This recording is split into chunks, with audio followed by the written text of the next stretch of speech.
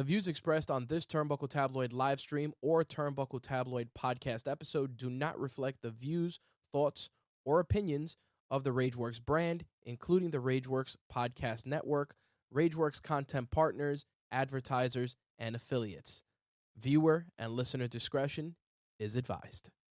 This is Daniel Garcia, and you're listening to Turnbuckle Tabloid. Turnbuckle Tabloid. 3, 2, 1.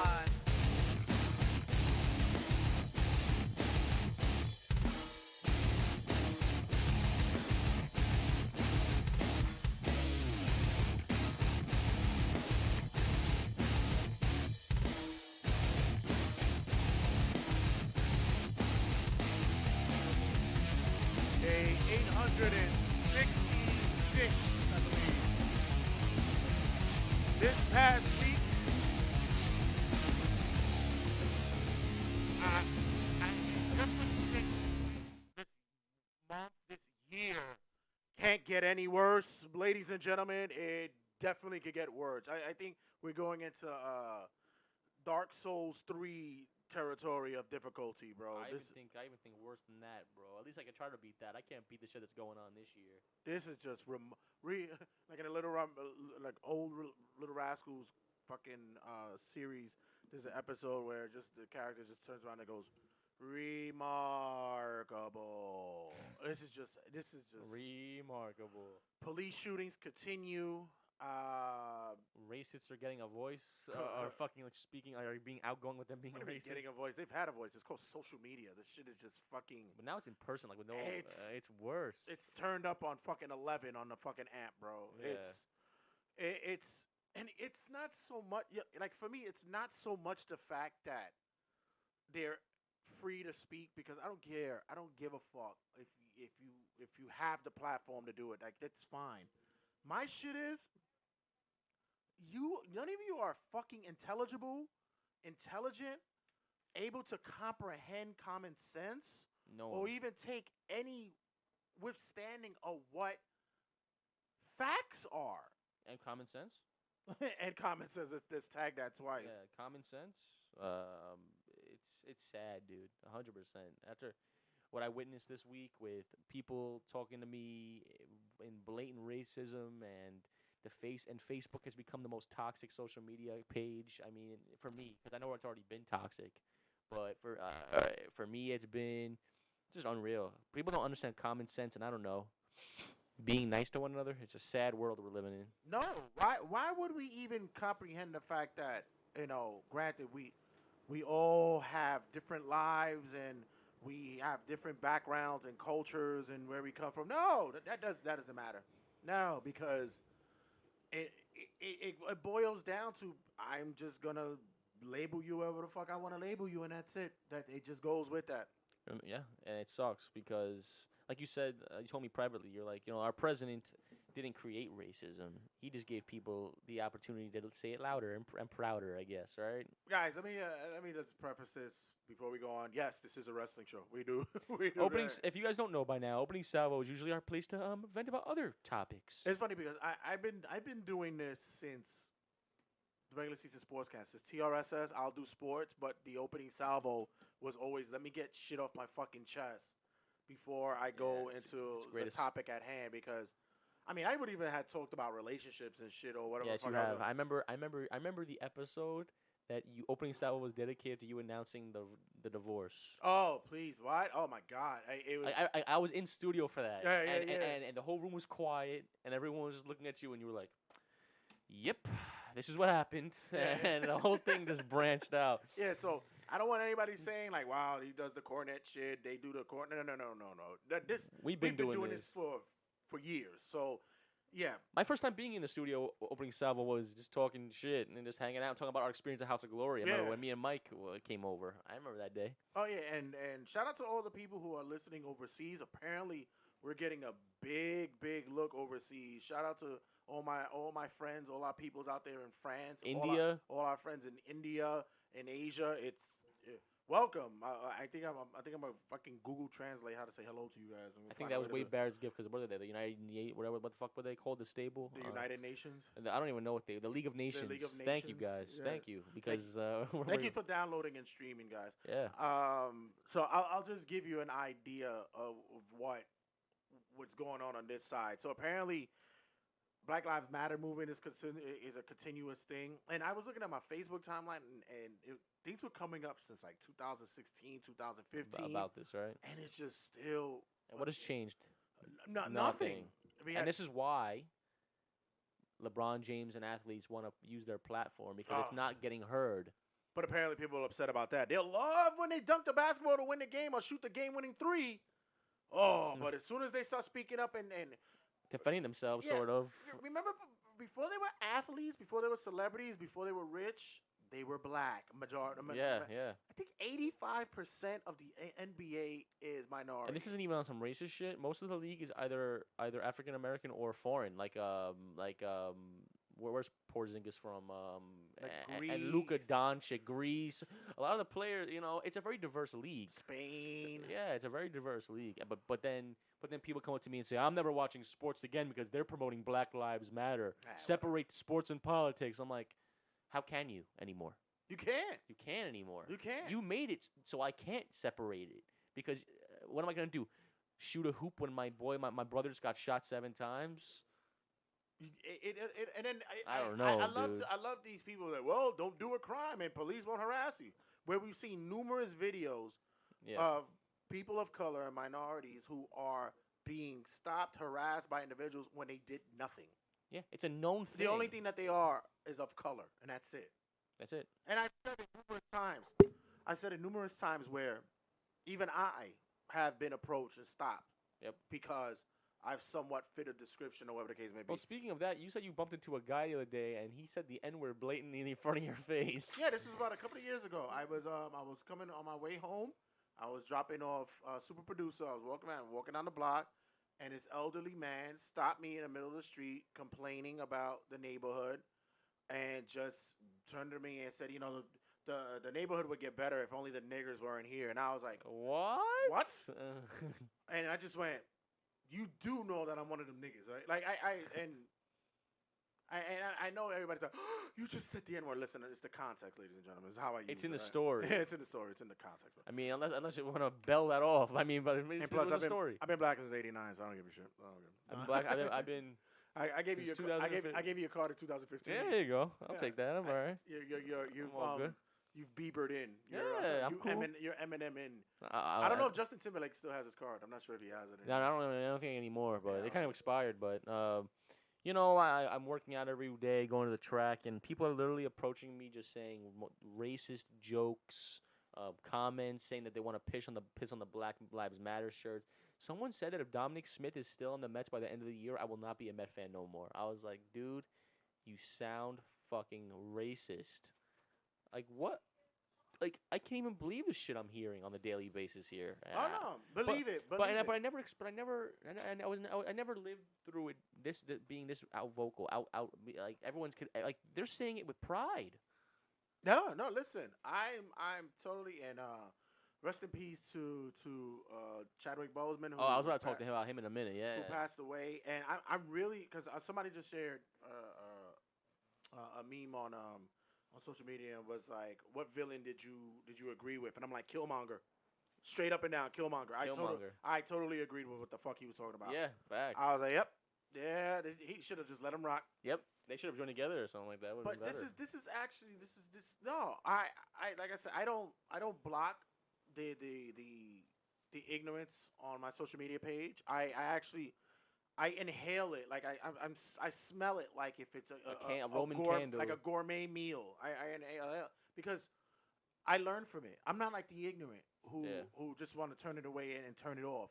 I especially embrace and take in those of my people, my friends, my family, who I find to say these ignorant and so naive to what the actual purpose of Black Lives Matter and the purpose of why our community is being under attack and under turmoil, because at the end of the day, they too have not been educated on the real purpose of why Yeah. we stand for what we do and why people do what they do. Granted, listen, I've always said for the longest, look, as a people, we need to do better for ourselves. As a youth, as minorities, we need to do better for ourselves, and we need to encourage and embrace ourselves and educate each other so that we all come up at the same time. But at the same time, we also have to look at what's being thrown at us. We are destined to fail because they want us to fail. Yeah, big time. They want us to fail. And I'm always appreciative when I get a young man like you, not because you're white, but because you're young, you're motivated, you're open to see what's around you, and you have not been subjugated to these individuals who have nothing but malice, hate, and ignorance on their minds. It's disgusting. It makes me so upset. Like I literally had to call you on the track because I was about to break down, like upset because of the shit I heard. Like real, like it's a world I don't want to live in, quite frankly. And I think, which by the way, rest in peace to Chadwick, but also rest in peace to Cliff Robinson. Cliff Robinson, another basketball player. 2020's been giving out mad L's that fucking more than alphabet soup. More than alphabet soup, bro. I'm telling you. And my mom hugged me the other day and was like, "I'm just so happy I raised you right." I'm like, "Mom, even if you didn't raise me right, I understand common sense, which is what some of these people I don't feel like are grasping. It's a world where, true or false? Is this the most diverse country we've ever been in right now? This is the biggest Democrat-Republican war I've ever seen. This is worse than diversity is what we're aiming for. Yeah, that's what I mean. I'm talking about diversity in terms of hatred, like war, red versus blue. Segregation. It's almost. I was talking to somebody at work the other day. I said, "Dude, I've never lived through the '60s, but God, I could only imagine if this was anywhere near this, because this is probably even worse. This is bad. This is worse. I feel like everyone is against each other. I walk into a public place and everything, it turns into a fucking verbal argument. It turns into a fight.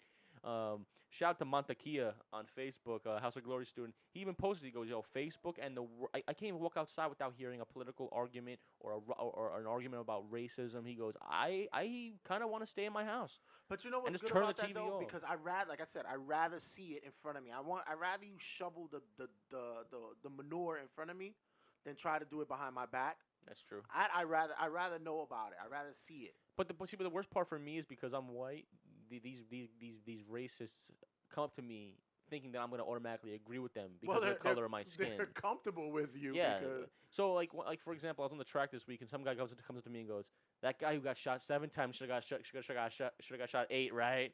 And I'm like, "No, I don't." Did he give you the elbow like right? No, he did. Right, he was like, "Yeah, right." And then they tell me, "See, you're the youth. You're the future. You need to understand that Trump's helping our country." I'm like, "Dude, I'm here to lose weight. I'm not here to talk about this. Like, can you leave me alone?" I guess because I'm a pure target of, like, they think I'm white. So I'm going to agree with your racist opinions where it's like, I want to smack the shit out of you, quite frankly. You know what's crazy? And we've mentioned it before. When I have conversations about people, right, I never have, like, or if I'm angry, upset, or even just characterizing someone, I never have this conversation. This black motherfucker was that never comes out of my mouth. Nope.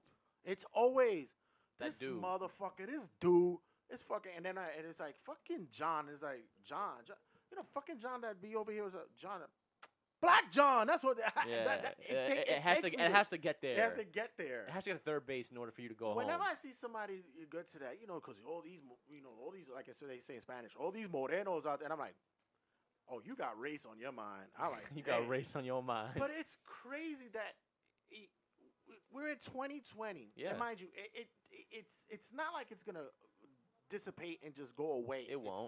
It's not. It won't. But it's gotten to a point to where like I said, I've even thrown up my hands and I said, I can't even have a conversation because it's not an argument, and I'm really not trying to change people's opinions. I'm not trying to either. No, I just want you to be educated, understand the views and where all this is coming from, because this whole tagline of, well, if you don't do the crime, then you shouldn't be under scrutiny by the police. It's like, it doesn't work that way. Oh yeah, they tell me on the track. They're like, "Oh, well, maybe if you didn't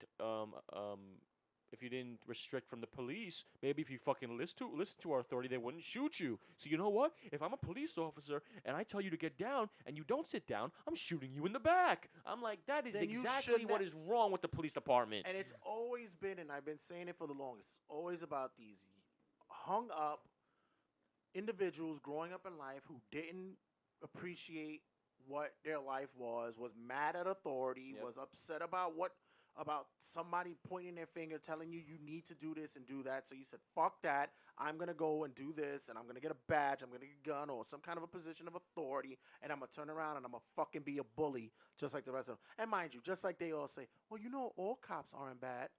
You're right. Just like us. All black people or all minorities aren't bad. Yeah, but you guys wouldn't take that in consideration because, it's about us. Yeah, Welcome, everybody, right. to another episode of It Is a Wrestling Show, ladies and gentlemen. Turnbuckle Tabloid. I am your host, Mr. E to the Mat, the King of Talk Style, and as always, the Cheap Thrill, Jay the Red Sante. And I am the Mook with a mic.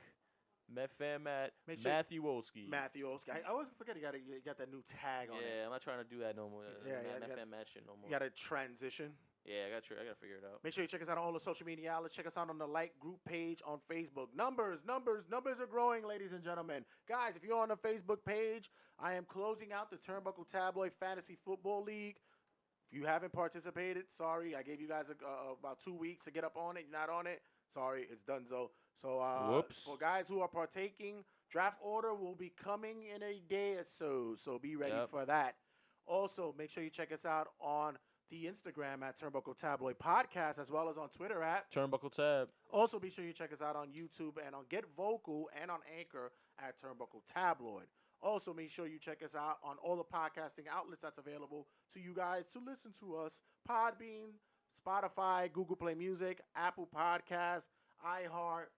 Wherever the hell you can find podcasts, we're there. Pandora is there soon. We're getting there. We're just waiting for it to happen. But yes, it's there. Make sure you check us out on all the podcasting outlets. And if you don't use that, make sure you check us out at RageWorksNetwork.com. RageWorksNetwork.com has all the podcasting outlets of our shows, as well as all the shows that we are on. I just hit the fucking mic. It's all Make sure you good. check us out. Fuck it. Black is the New Black. Call Me When It's Over. Toys and Text.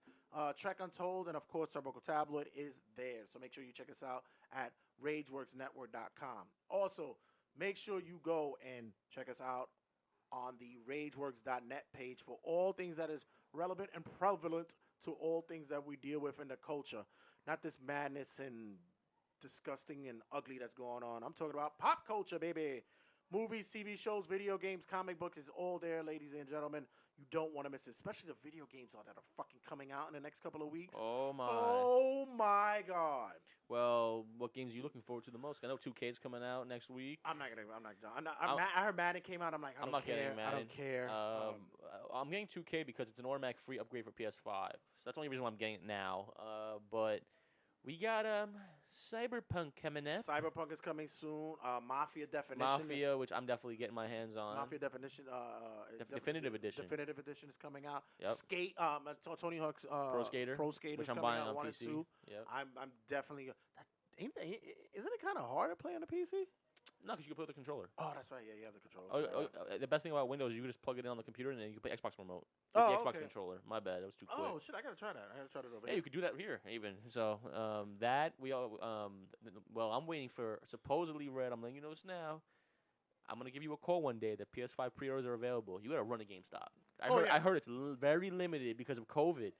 So when I get the word, I'm saying, yo, we're going to GameStop now. When I'm driving you straight there, I'm picking you up. We're going straight there. All I'm doing is put my money down. Even if they say, "Listen, we're sold out," I'll be like, at least I know my money's there for the next round. Yep. So I'm cool with that. I'm good with it. So when I get the alert, I'll let you know. Yeah. So definitely, guys, make sure you check us out at RageWorks, RageWorks.net for that as well. I'm telling you, you don't want to miss it, and especially a lot of DC fandom just came out.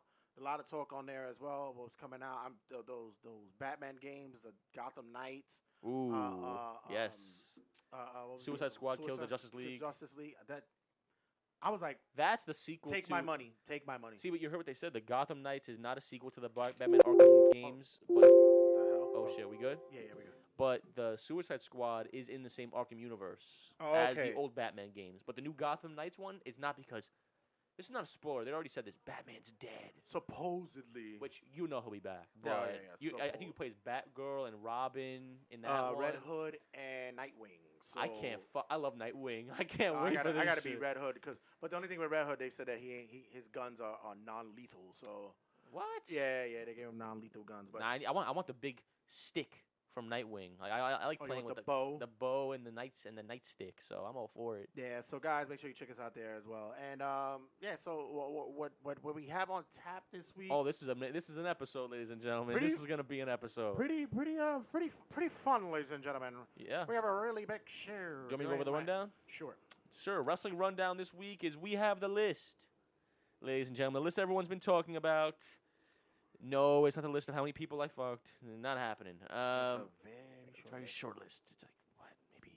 No. Never mind. We have the list of who was number one, Red. Do you know? Because I know. On the PWI's top 500 wrestler. No, we're not going over 500. By the way, I do have 500 on the list. A couple of people we know who have friends of the show have made it on the which we'll list. give a shout-outs to, but yeah. got to talk about that top 10. Also, we have Around the Squared Circle, which, oh my God, if we have SummerSlam review, NXT review, but I could just wish we could skip the SmackDown, but we can't. Yeah. But holy shit, what a week in wrestling, guys. AEW brings back a live audience. SmackDown gives you the most insane moment in years. And, of course, Wrestling Rundown with more news talking about possibly Wade Barrett becoming a full-time wrestler again. No. What? But that's only a teaser. So, I like the way you did that. It was just wet the tip of your dick. And then, Red, we got an interview this week, don't we? Ariela Nyx, independent wrestler. We finally got a female. We Yes. finally got a female on the show. Yes. Oh man. Oh my. I was trying to play some nice ladies music, but I guess it's not gonna happen. All right, whatever. Ariela Nyx stops in, and wow, I have to say that What a treat. I even forgot how good she is. Yeah. She got a lot better. Yeah. I remember her from her early days House of in Glory. House of Glory. Wasn't she a part of the Cash Flow Inc.? Yeah, she was. I She was part of remember that. Cash Flow, and she broke out, went away. She talks about what happened and how she made her transition back into the business. So, and I was able to ask the question I've been dying to ask a female wrestler for the longest time. Which, if you want to find out what question that is, listen to the interview. Yes, sir. It's a big one. Yes. So, ladies and gentlemen, boys and girls, children of all ages, and all our people from overseas who have been chiming in to Turnbuckle Tabloid, thank you very much. When we return, we will have wrestling. No, excuse me. Sorry. We'll have Cutting a promo. which is Which cutting a promo is the PWI list. Yes, and take a listen to our friend of the show, Papito, his daughter, Princess Mariah, singing her new single on Spotify, ladies and gentlemen. Yeah. Guys, I'm going to stick around. Don't go away.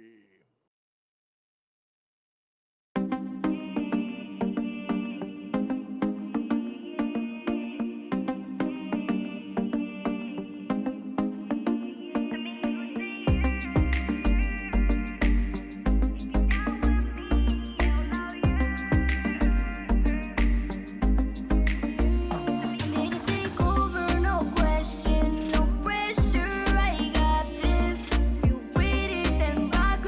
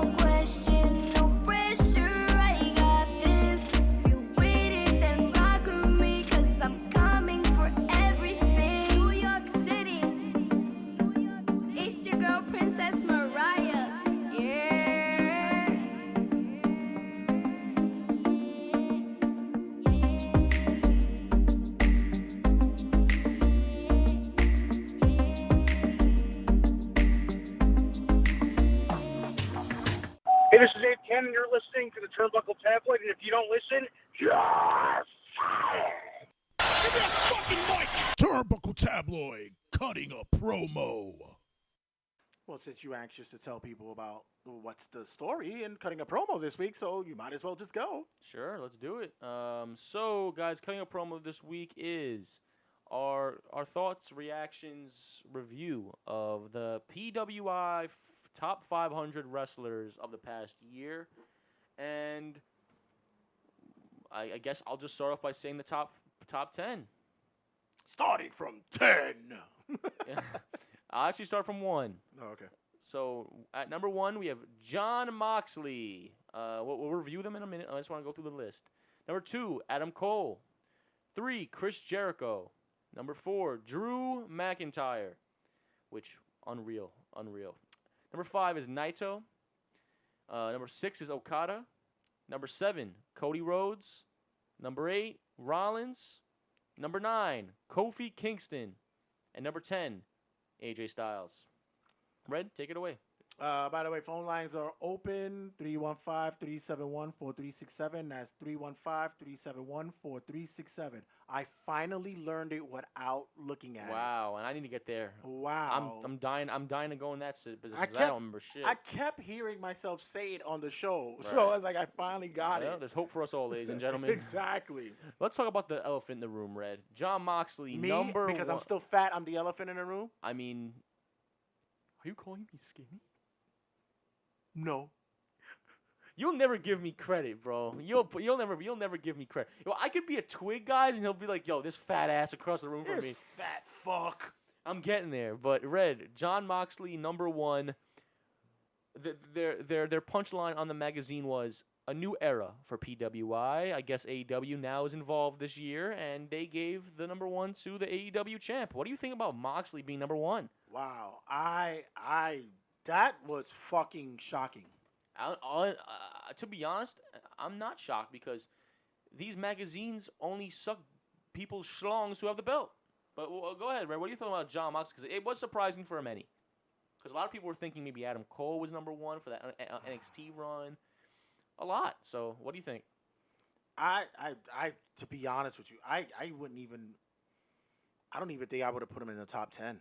But all that talent that's on there, yeah, I don't see it. To be honest, there are a few people I don't think deserve to be in that list. If you were gonna get the clear cut for me, honestly, number 1 is Cole. Yeah, Adam Cole's number 1 for me. Yeah. He had the best NXT championship run ever, and the guy put Undisputed Era on the map.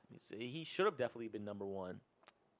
I mean, let's look at the past year. I mean, Jon Moxley was, of course, signed to the AEW. I mean, his record is the best record in the company. AEW World Champion. But besides that, I mean, is that it? They're also going to tie in his New Japan run as well, because the date for their year is from June 2019 to June 2020. Yeah. So they're also tying in his New Japan run. Yes. But, they're counting that as well. Right. Okay. But it was limited. It was limited as well because he really didn't have too many matches on the card due to not only COVID, but also because there was a discrepancy between AEW and the New Japan bookings. Yeah. So he really didn't have much to put on the plate there. Also, his level of matches for the past year, the only ones that had legit staying power was the ones in New Japan. I really was not a big fan of his matches in AEW. Well, early on, it was very deathmatchy, I guess you could say. I wasn't a big fan either, to be honest with you. Clearly, there were better people to be number 1. Do I think Jon Moxley should not be in the top 10? I don't agree with that. I think he should have been a number 8. I think he should have been where Kofi's at. I think a nice 8 or 9 would have been fine. Because I'll be honest with you, I loved Kofi's WWE run. I don't think he deserves top 10. But doesn't that prove that PWI is all about who had the belt during the year? Yeah, it goes to the belt. But that's not fair in terms of in terms of wrestling. That's like whoever puts the stress is whoever. So if Hornswoggle gets the WWE belt, you're gonna put him in the PWI top 500. JD Bray is on the list, but he's in the 11. top 20. He's a number 11. No, my bad. No, sorry. Bray's 16 actually. Right, wow, right, 16. Woof, really? Keith Lee is 11. Was another one who had a great year. Yeah, we'll go over 11 to 20. 11 further. And if you didn't want to give it to Cole, 100% you could have given it to Jericho. Big time, because Jericho put AEW on the map for the entire year. Jericho was a shoo-in, actually. I think Adam Cole and Jericho were the number 2 guys in wrestling in general this past year. So let's go down further on this because we just spoke about Moxley. What do you think about Kofi Kingston being in the top 10? Sometimes they just don't. You could have switched that. He's above AJ Styles. Just want to point that out. That and the fact that you could have switched it. Listen, if you want to go with the whole minority shit, whatever, if that's Keith the Lee fucking cookie you should have put Keith Lee there. If you want to throw somebody a fucking cookie, I think it's stupid. But on talent and matches alone, it would have been Keith Lee. That should have been there. Kofi, it's okay. You could have dropped him down. AJ is what, 4? AJ Styles? Yeah. No, he's 10. He's 10. That's way low. Yeah. Somebody's. I gotta find out what is the criteria of this. This is I don't know. This is weird. AJ, although he had a off and on run as a storyline, his matches were exceptional. Yes. I don't get.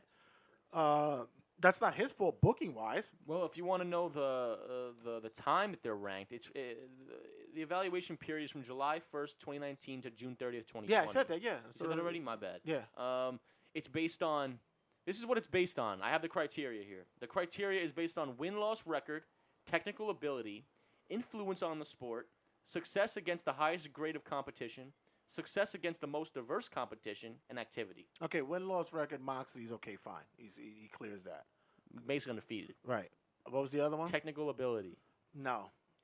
He only showed any glimpse of it in New Japan. And even so, it's because he was working with fucking Premier over there. Yeah. Up next was influence on the sport. No way. I'm sorry. We talked about it last week. He's been compared to the Stone Cold thing, and it's like I said, we've been joking on it for the longest. But no, I don't see it with no.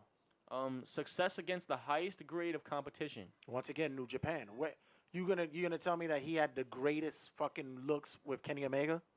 No. And who else did he have in those runs? He had Jericho. Did he face Naito? No. The Jericho run in fucking in All Elite was meh. It was meh. Meh at best. Success against the most diverse competition. Where was the diversity at with him? Once again, I guess he went once again Japan. Yeah, I guess. And then Japan. finally his activity. He's been active, but mostly a lot of people have been active. So I don't. I mean, a lot of people's been active. I don't know what that means in the criteria. Excuse me. Sure. He did have to take a seat for like a month. Yeah. So, I think all those fit Adam Cole. Yeah, he had a more. Adam Cole has a great win-loss record. He has great technical ability. Influence on the sport. Undisputed Era has put wrestling over big time this past year. Right. He faced highest grade of competition. He's faced every main dude in NXT. Even main roster guys in Survivor Series. Most diverse. He went from the big heavyweights from Keith Lee to the high flyers. Oh, thanks, person playing music outside. Go fuck yourself. I thought that was someone else.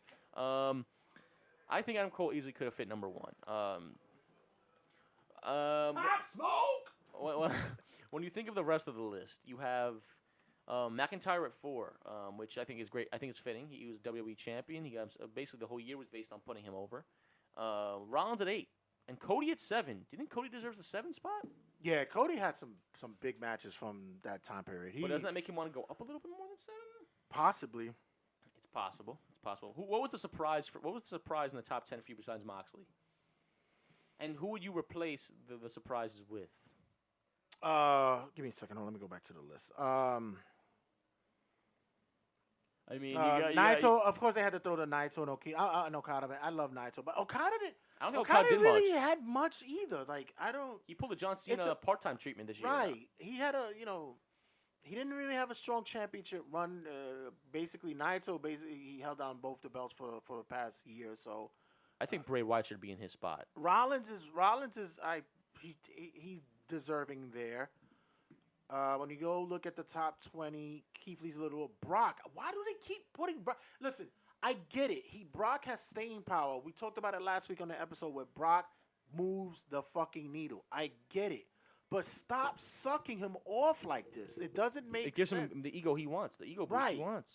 Kenny did not have the greatest run in fucking All Elite in the past 8 months. He actually was exposed, yes, in a way, for being a Japan-only wrestler. And this is why I always keep saying about this whole dynamic of the whole All Elite influence. Because they wanted to, who the fuck is AEW in bed with Pro Wrestling Issue? Probably, and Dave Meltzer in a three-way. Illustrated, or they're in a three-way. Dave Meltzer. Is it just PWI's their way of just fucking trying to get back into the fold because the magazine really doesn't fucking sell? I don't get it. Like, granted, we're not gonna take anything away from AEW and their talent, but they have not proven Moxley. For that, you might as well have just put either Jericho or Cody at number 1. Yeah, absolutely. I don't think that Nick Aldis at 15. Yeah, I think Bray Wyatt being 16 is a sin. How the fuck? Like, this past year has literally been Bray Wyatt's almost over year with the Fiend. Roosh at 18. When the fuck did you see him? You don't see him. You didn't. Daniel Bryan at 32. Braun is too high at 19. Yes, he is. And by the way, they did this year. They meshed the male and the women into the list. Yep. So this is the first time that they've ever done that. Which Usually the women are very bottom. I'll tell you that. They're on Jacob Fatu's at 20. This man had a phenomenal run. A great before year. COVID hit. He hit a great year. He deserves to be on that list. And he should have been higher. Yeah, I agree. MJF is at 22. What? What are we talking about here? Even his MLW run was great. I'm kind of confused with the fact that we're seeing. Why is Randy Orton at 48? Because this is what they do. They drop I guess the older they get, they drop them lower in the list. Oh, so it's that's a terrible way to fucking critique. I don't wrestlers. know. You got Nakamura at 26, and it goes. He should have been lower. He didn't have a really great run. No, he didn't at all, actually. Number 100, John Morrison. Leo Rush, 99. Hammerstone's 98. You saw where I got Nick Gage is at? No, he's on there? Yeah, of course. Nick Gage. Nick Gage is... Yeah. Oh, Jesus. Orange Cassidy's 84. Are you kidding? Yeah, Okay. Nick Gage was... Oh, he's 67. 67. Yeah. Nick Gage on 67. Yo, shout out to Nick Gage, dude. I love my man. The respect I have for that guy is ridiculous. Drew Gulak's at 60. MDK all day. Fuck out of here, yo.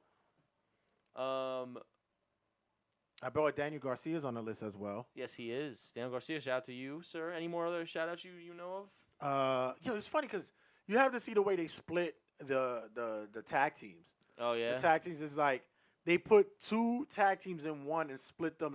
Like Butcher is 186, and then they'll have Trent at 185, and then Blade is at 184.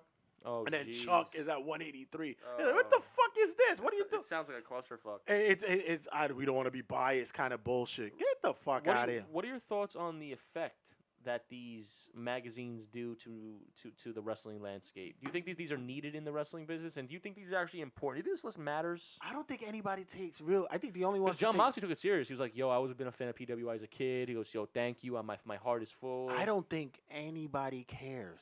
Except for podcasters. For media. And media. I think we're the only ones that really give a fuck. We don't want to put credence on this. We're the only ones who put credit to this. And if we didn't, then it would be then what the nothing. fuck were we doing for cutting a promo? Exactly. We would have figured it out, but it's just weird for me. I do think Moxley deserves to be in the top 10, top 15, but sketchy there. Kylie Ray was at 78. Tessa Blanchard being lower than that at 83. Really?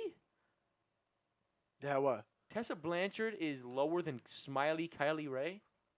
Because she was the world champ, though. But she didn't work for a long time. Remember, she just stopped working. Oh, sorry, activity. Yeah, activity. She just stopped working. How would you critique and how would you make the rules for this list? It's funny because you put win-loss record, right? That's important. And you go, okay, granted on the sport, which is basically predetermined, But with the win-loss record, it's pretty much saying that it's about the fan base that want to see you go over.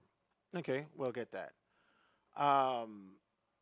Activity is tough because injuries occur. Yes. Just you can't because- really, you know. Just because you were out for 4 months doesn't mean that You're bad. You're bad, and you didn't. I mean, that's part of the business. What was the other criteria you had? I think the charisma and what ties into your draw. One of them was how you work with diverse talent. Diverse talent. Okay, so how Brian Cage would work with a Mark Quinn Or Darby Allin. or Darby Allin. Those take precedence, and you know what?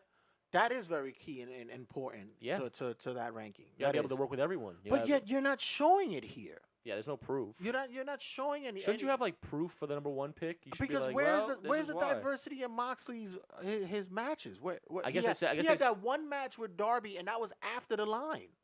And then they had that. Well, they're saying that he could wrestle in Japan, but still pull on death matches with Joey Janela and Darby, and then wrestle again. I guess that's their selling point. I don't believe that. I don't like that, because I don't want For that, you could have put him one every year. And I don't want this cutting a promo to be me shitting on Moxley, because I love Oh, Moxley. I I fucks have a with Moxley paradigm heavy. shift shirt. Yeah, I fucks with Moxley. That's heavy. not the goal of this. The goal of what I'm telling is the overall critique of what they're doing in order to pick number 1. Adam Cole was the easy pick, and I think it was because he was in NXT that they didn't give that pick. And I think Jon Moxley being number 1 wasn't because of statistics. I think it came down to because it was the first year of AEW being on the list. They had to suck dick and put AEW star number 1. Yeah, they had to. That's what it was. They I think wanted. that's what it was. They wanted to put. The newest brand on number 1. The newest toy they had to put. They had to put on the top shelf. Yeah. Any other recognizable things? I mean, we have Marty Scurll at 88, Pete Dunne at 81. What do you think about this one? What do you think about this? Is actually pretty weird. What about Ciampa at 30?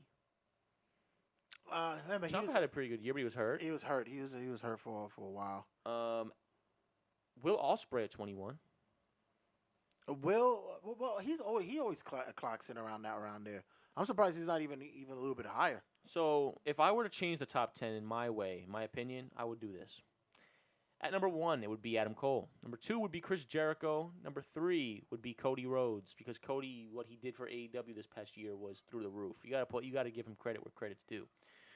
Number 4, I would give it to Drew McIntyre. Number 5, I'd give it to Keith. No. Number 5 would be Bray Wyatt. Number 6 would be Keith Lee. Number 7 would be Moxley. Number 8 would be Rollins. Number 9 would be AJ Styles, and 10 would be Moxley. No, you said Moxley twice. I said Moxley, my bad. And number 10 would be who do I have here? MJF. Like I said, I wouldn't even have put Moxley in the top 10 at all. He'd have been top 20. I think he's a cool. I think he's a And great like I said, champion, I but love not Mox. number 1 champ. I love Mox, but I know you were him for Halloween. yeah. No, I was Dean Ambrose. Let's get it right. Oh yeah, there you go. I'm gonna switch it. No, it to me it's blasphemy, and I think it's basically You just Stephen A. Smith. yeah, it's blasphemy. Blasphemous. It's just one of those things to where when you look at the overall of wrestling and how when you do these rankings and stuff, like I said, it's just like awards, like award shows and shit like that. They don't mean anything. It's fucking trash. But still, if you wanna give wrestlers their due, be fucking honest with it. Be real. Yep. Well, like I said, it was clearly because. But see, if they wanted to suck AEW off, Chris Jericho. You got Titus O'Neil on the fucking list. He hasn't wrestled in all years. year. Like, what the fuck? Yeah, no, He's in the that's not. in the 500. He hasn't been there all year. That's not good. That's not good. And there's wrestlers out there, especially in the indies and such, that have been killing it, and they're ranked like 300 or something. Yeah. I mean, come on. I just think a list doesn't tell the real truth of what the wrestlers have done in the past year. Some of the time it's not their fault. Like most of the great wrestlers are in the 30s and 40s and on that list. So this is the COVID list. The COVID list. And they should really point that out. I had to fucking double check because I was about to say, is this a fucking Meltzer list? And I said, oh wait, I forgot this. I forgot he works for Wrestling Observer. It's not with PWI. I forgot. No. I was wondering where the Believe fuck me, was he put. Where was Hangman at? Hangman is at Adam Page is. Yeah, because I just Page saw had a him. great run in there. Fucking Adam Page. if you were looking at AEW guys, 33. Yeah, Page that had runs. Lance Archer had a run because he was in Japan and he Yes. was also in AEW. He had a runs. I can see that they tried mixing it up in the top 10, but if they wanted to suck AEW up, they could have gave it to Chris Jericho. I mean, definitely. I mean, and he definitely had the big run in Japan. I mean, and he's touched base with so many. I mean, his influence across the board, especially with the crews and all this shit. See, but look at the cover I'm showing you. I know we're a podcast, but I'm going to talk while I do it. What is the one thing you see on this magazine cover that automatically says they're picking an AEW boy first? The belt? AEW has officially arrived in PWI. So what does that tell you? I'm going to suck beef and put an AEW superstars number 1. Yeah. And who else than the champ? So it's a list that will always have its rights and wrongs. It'll always have the conspiracy on who really deserves to be number 1. But at the end of the day, it's a fucking list. This list is no different than the list you made on who you want to have with in high school. You know what? You just made the list. Exactly. So it's a hit. It's a hit and miss kind of thing. Yeah, it's where the fuck is R-Truth at in this list? 436. I was about to say he's a fucking, like JD said, he's the fucking multiple time champ this year. A few more shout outs. My man Darby Allin was 55. Ricochet was 56. Sammy Guevara at a 61. Jeff Cobb at 70, which by the way, Jeff Cobb has had an interview with Chris Van Vliet as well. It was actually pretty good. But I don't do podcasts. Yeah, I know, right, dickhead.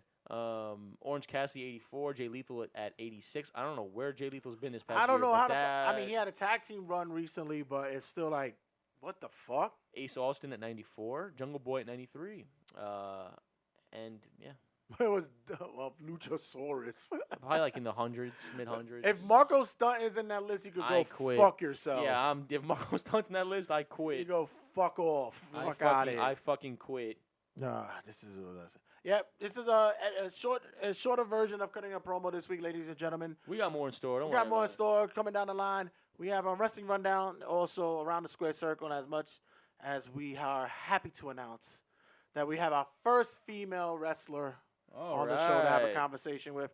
Ariela Nyx stops by. She discusses her early beginnings. Starts off with how she got into House of Glory, what happened in which she departed with them, her comeback to the ring, and I finally asked the question I've been wanting to ask a female wrestler for the longest time. Oh shit! You don't want to miss that. So and by the way, before we go, I just want to give a quick shout out from our boy. I got to throw it in here. Violence and Suffering Wrestling has announced their newest show, which is called Legends Never Die, Sunday, October 4th in New Jersey. Ticket info and more on social media at VXS Wrestling. They just announced the new show today. Hopefully there will be no bullshit and buffoonery to happen that night. But and hopefully you're close by, and hopefully I'm not working that night. So hopefully so. But Violence and Suffering is back, ladies and gentlemen, October 4th. Hopefully you got fucking ring ropes as well. I would hope so, and hope no people try to sabotage and be fucking salty. All right, guys. Don't go anywhere. Stick around. We will return. Check you guys in a sec. You're listening to a wrestling podcast where the two hosts are cool as hell, but haven't been laid since Hulk Hogan was a champion. You're listening to Turnbuckle Tabloid. Ladies and gentlemen, this is the main event of Turnbuckle Tabloid. This is Wrestling Rundown.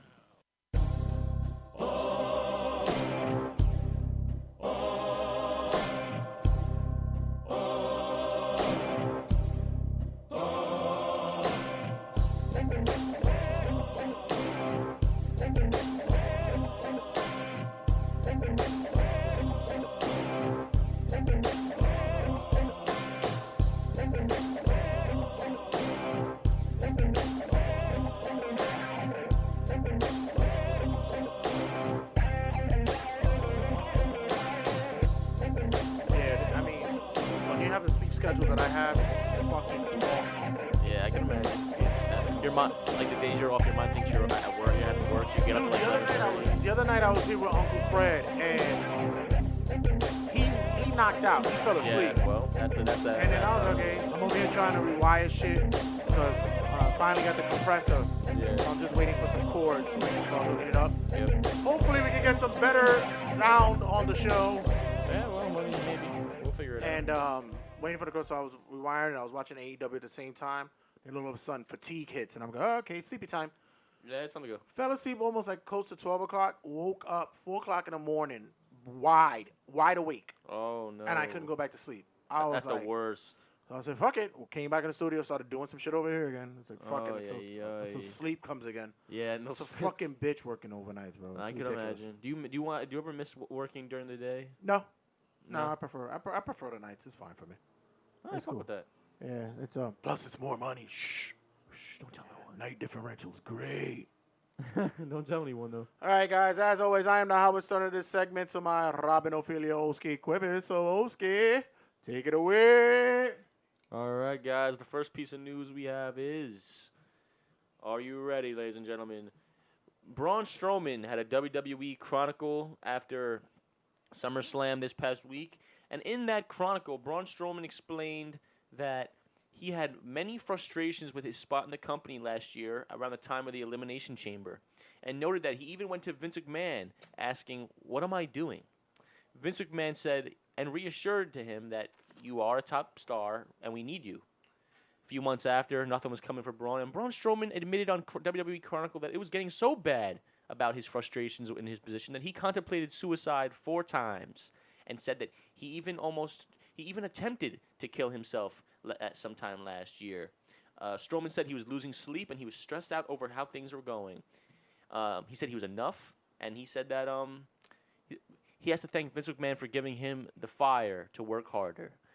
Red, I know a lot of people in the business tell this tale, but isn't this a little too personal for WWE Chronicle to be coming out saying that he almost killed him, he wanted to kill himself? I think this is a little too much. And I know everyone's saying, "Oh, you feel bad for him?" I really don't, because it's like, I don't think you should ever get there. But what do you think about this? If it ever gets to that point, Just just walk give away. up. Give up the business. Right. I mean, honestly, just give up. That's what I was thinking. Become a fucking gardener or some shit. I don't know. Just walk away. But to me, I think people pull back the curtain way too much these days. It's way too much. It's just like recently, I think it was on Twitter, Dominic Mysterio. Was it on a show? But I know I saw. I think that's what a link I got it from. Yep. Where he discussed after his match at SummerSlam what happened afterwards and what was Vince's thoughts about it. And it was like, dude, I don't even want to know about that. Oh, I hugged Jamie Noble, who produced the match. Oh, I don't want to hear that shit. I hugged Seth, and it was like, I don't want to know that you hugged Seth. You was in a fight with him. Like, I don't. It's a lot of that shit is a little bit too much for me. It's too extra. Can I go back to the fucking days where I don't know this much? I like to be that maybe, you know an inkling of something, but I don't. I get it. It's scripted. I get it, but still, I don't want to know too much. Yeah, absolutely. I did it for The Rock. Up next, we have. I'm sorry, I just found like a piece of news I'm going to say in a minute, but it was absolutely terrible. So, the next piece of news is that Renee Young has officially left WWE, and the rumors are speculating where she will end up. Many people are saying ESPN, Fox. People are saying she might even go to AEW with her husband, which is possibly the most realistic one. Red, where do you think Renee Young's going, and what did she mean to the WWE as a whole? Because they're giving her the utmost She was respect and awesome, credit. man. She did the most there. Even on commentary when people didn't like her, but I think she would have did much better if they didn't have someone in her ear fucking with her. Right, definitely. But I think she was awesome. She's a voice for TV and a face for TV, 100%. And she's a fan. Yeah. That's the big thing. That when you're a part of something that you love, Yeah. you're a fan, and you're able to convey that and go over the way she was. I think it's awesome. As for where she goes, I actually think if she goes to AEW, it's a step down for her. I do as well. Yeah. I think that she belongs on the First Take with Stephen A. and Max Kellerman. Yeah, I think she'll be good for that. Yeah, she'll be a great Sports Nation host. Right. I think she has a role in ESPN somewhere. I would like to see. And she loves sports, so. In between, I know they asked somebody already, but I would love to see her in the middle between Skip and fucking Oh, over there on FS1. Skipping Sterling. Yeah, that would be Sterling, great. Not Sterling. Shannon. Yeah, that would work. Yeah, I think she's great. She'll be fine. I'm pretty sure her leaving WWE was just she wants to try something new. But she has a cookbook, so she's fine. Yeah, that's cool. Well, congratulations to Renee Young on the great career in WWE. We'll find out where she goes next. She'll be back. And his name is John C.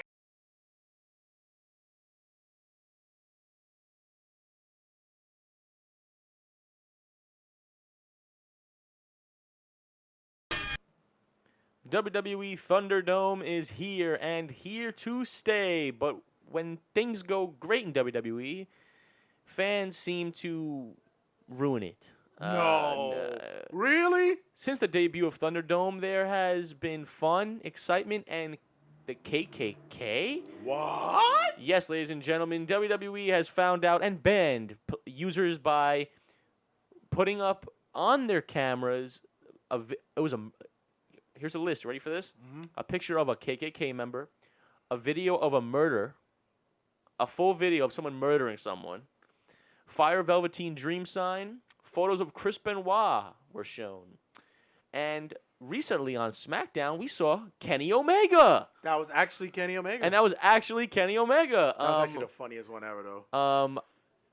Was that really him, like, on camera, or was that someone with a picture of him? I don't know. He responded to it as a joke, but, like, I think he's just going with it. I don't know, bro. Someone said, "Is Tony Khan gonna be a payback?" Because now we gotta figure that out. I think it's hilarious. A lot of people are saying that due to people ruining the Thunderdome with these inappropriate pictures and videos, that WWE might be starting to fine people for misbehaving and actually might make the Thunderdome not free.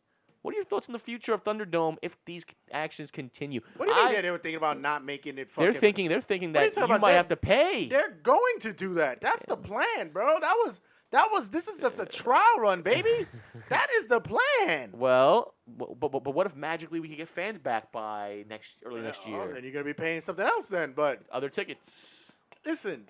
Just have motherfuckers monitoring this shit. Do your job. But that's what they said in the first place. They said if you do anything wrong, you're going to get banned, and no one did. Yeah. So it's like, are you really doing your job? But now they say they're cracking down on it, and they're saying it's becoming more rampant to where they got more monitors and people are taking down faster. So But to me, it's more distracting because you're not paying attention to what's going on in the ring. You're looking more on to see what's on the screens. Granted, so I think they should change the camera angle. I don't like that angle. I do think that they should make every single person. You know how people have Zoom backgrounds? All right. Everyone should be given the same background. They should have went. So the lighting is just not. They should have did the same shit like they did before, where they were angling the ramp. You don't see the fans. All you do is just get the quick pans. Yeah. Don't give the hard cam to the ring where you can see the LED screens. Give it back to the ramp. Thunderdome could be done right. Different camera angles. I do think the Zoom background would be genius. Give everyone just a black background, like you're sitting in a seat, so it's not that fucking bright. Red, what are your thoughts on AEW bringing back fans this week? Guys, they actually made a difference. We heard chants, we heard booing, sometimes a little too much. Because Tony Khan probably grabbed the mic and said, "Scream, you motherfucker, scream!" It's called sweetening. They were sweetening the sound. What are your thoughts on AEW's attempt to try to equal up with WWE's Thunderdome? Thankfully, it did sound better. It was like 50% capacity, right? Yes. Yeah, I thought it was. Well, I don't think it was 50. It was I said 15. Oh, 15. Yes. 15. Yes. And they're good because they're in an open arena, so they're good. Yes, they're fine. Absolutely. So they did temperature checks and everything.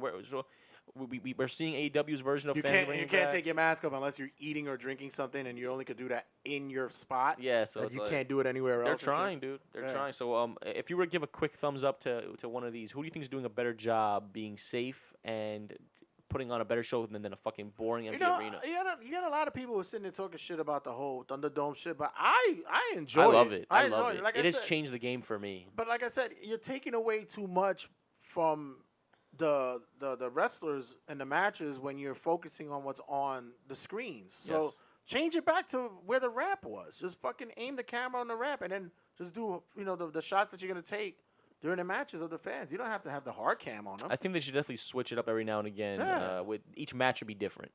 I'll fight him. Unfortunately, WWE has learned, and we have learned as a whole, the sad and unfortunate passing of Bullet Bob Armstrong. At 80 years old, Red, I mean, his sons, Brian James, the Road Dogg, and Scott Armstrong are actually his sons. Didn't know that until right now. But Red, do you know anything about Bullet Bob Armstrong? Well, they didn't know that that was his father. What are you talking about? I didn't know if they I didn't know that he was their father. I didn't know that. I'm finding this out now. He died. He was diagnosed with cancer a year ago and was reportedly still training just a few months ago.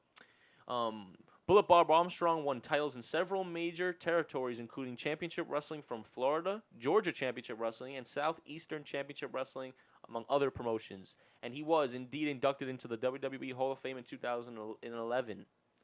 People consider Bullet one of the biggest names in wrestling history, and his career spanned from the early 1960s until last year. Red, any memories of Bullet Armstrong? Bullet Bob was always that guy. By the time I started watching wrestling, he was one of those put-over guys, but he always worked well. I remember like Mid-South would have him come in, working tags. He was also, I believe, Cornette used him in Smoky Mountain. He's they said it was one of the most technical and more sound wrestlers of the business. Very old school. Yep. More of a grappler kind of guy. More of the could shoot, could take that, could bend you up and twist you kind of guy. But his kids were the one who. It's funny because each of the kids had a kind of a piece of him in their careers. You know, Scott was the athletic guy. Yep. Brian was the mic talker. You know, they all had a piece of him when he was the all-around professional wrestler. So yep. Bullet Bob was, like I said, known in the industry as one of those guys, a go-to guy who could you could put in the ring and give you a solid match every night. Absolutely.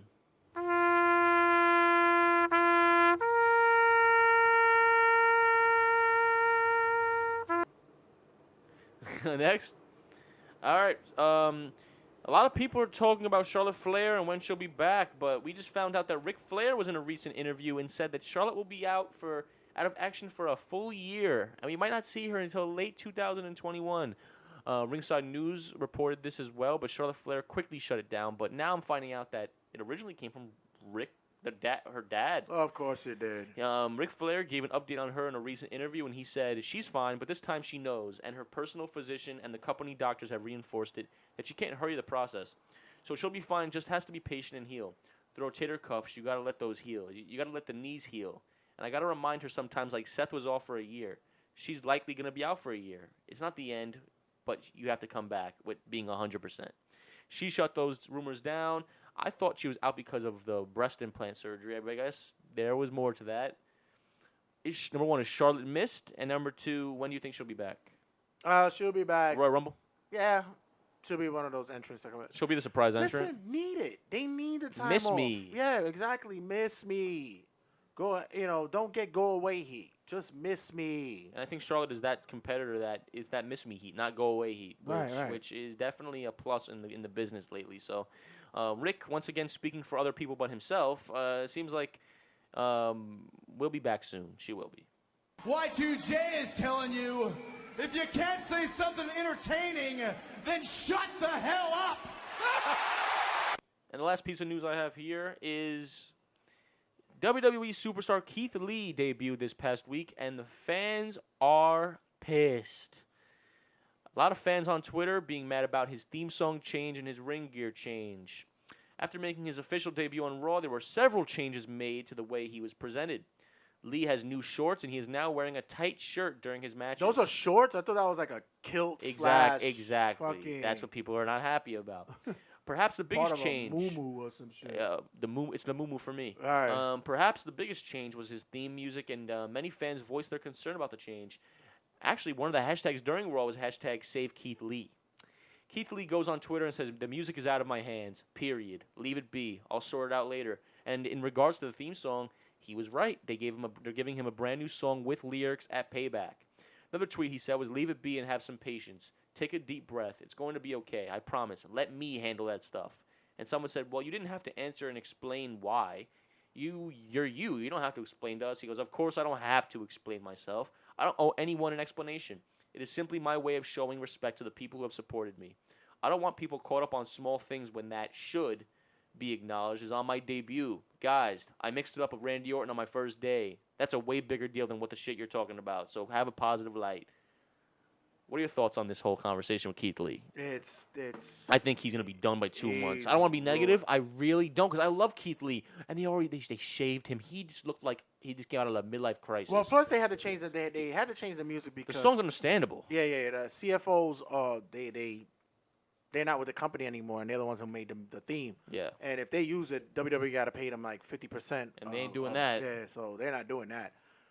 But the attire, the why is it that they do that? They really make it seem because Vince wants it to be his product. Oh. Vince wants to put his spin on it to say that it was his. Why do they make him sound like Baloo from fucking the Jungle Book? Like, Facts, yo. What the fuck? I got the bare necessities, Randy. Hello, Randy. Yeah, exactly. What the fuck? Facts.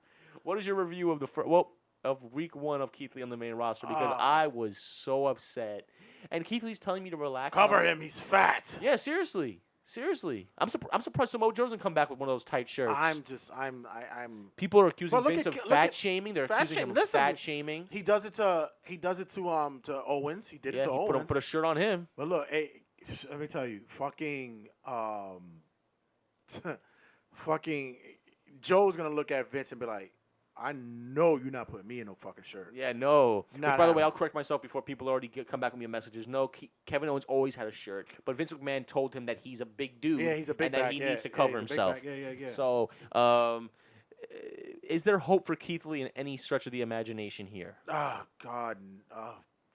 Oh, you must say no. It's if Vince leaves.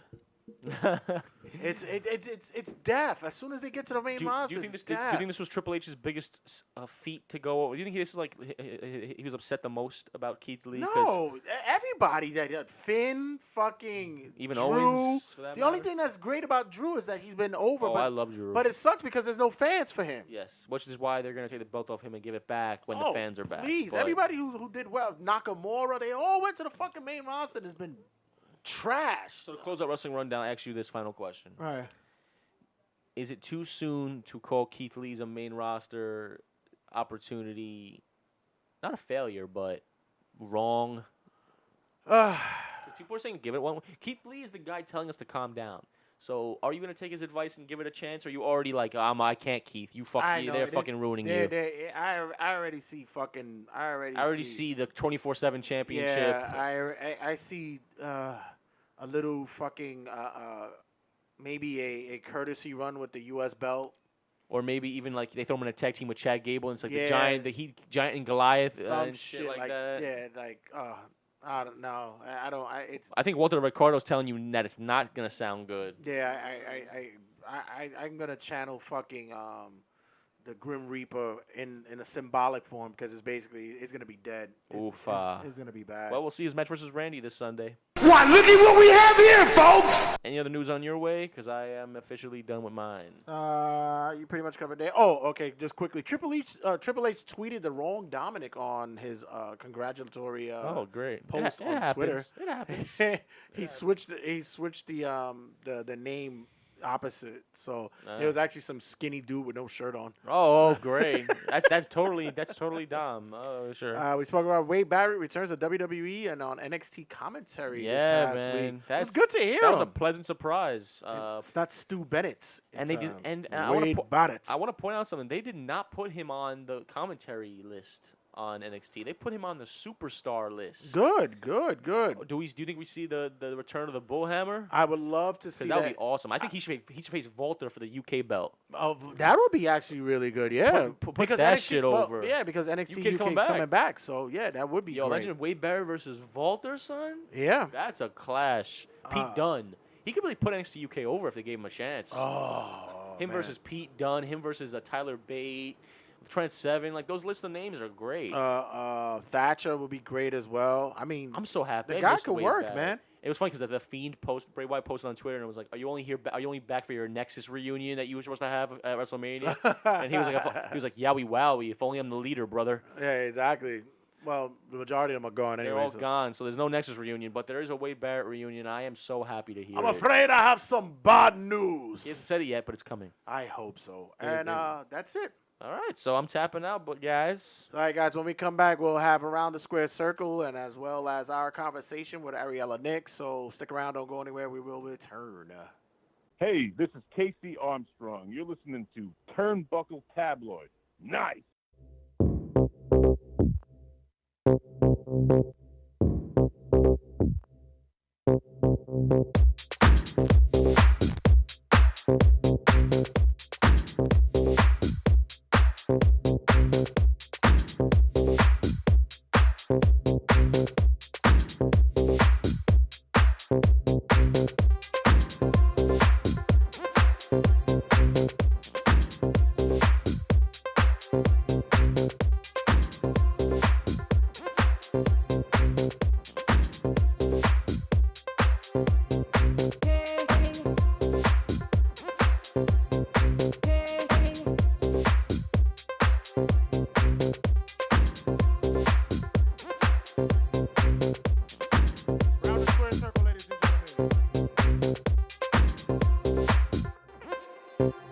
Here on Get Vocal.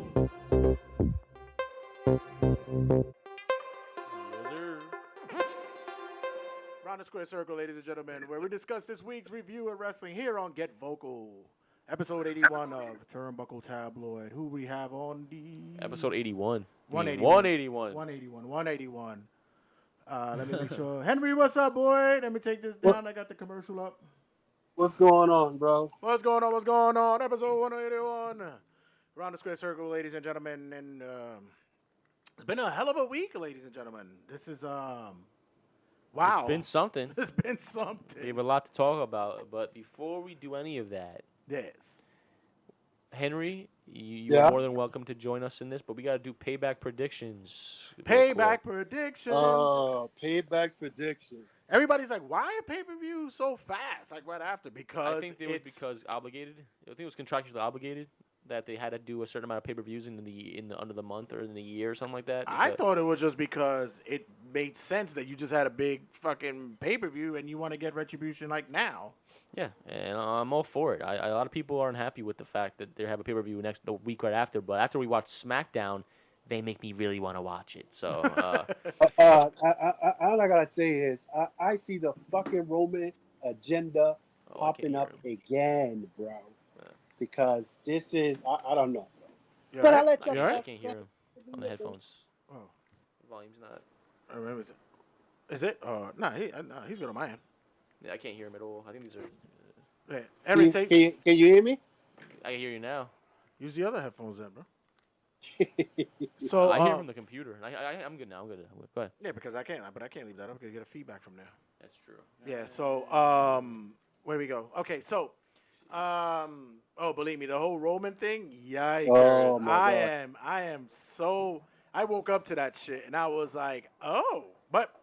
We'll get to that bridge and we'll be ready to cross it when we get there. So listen, I think the Fiend's gonna break Evil's record from title reigns. So in the shortest period of time. Yeah. Yep. Possibly. So let's go through guys real quick. We have a lot to talk about in the Round the Square Circle. So we gotta move this along. First match is Matt Riddle versus King Corbin. Roundtable. Who you got?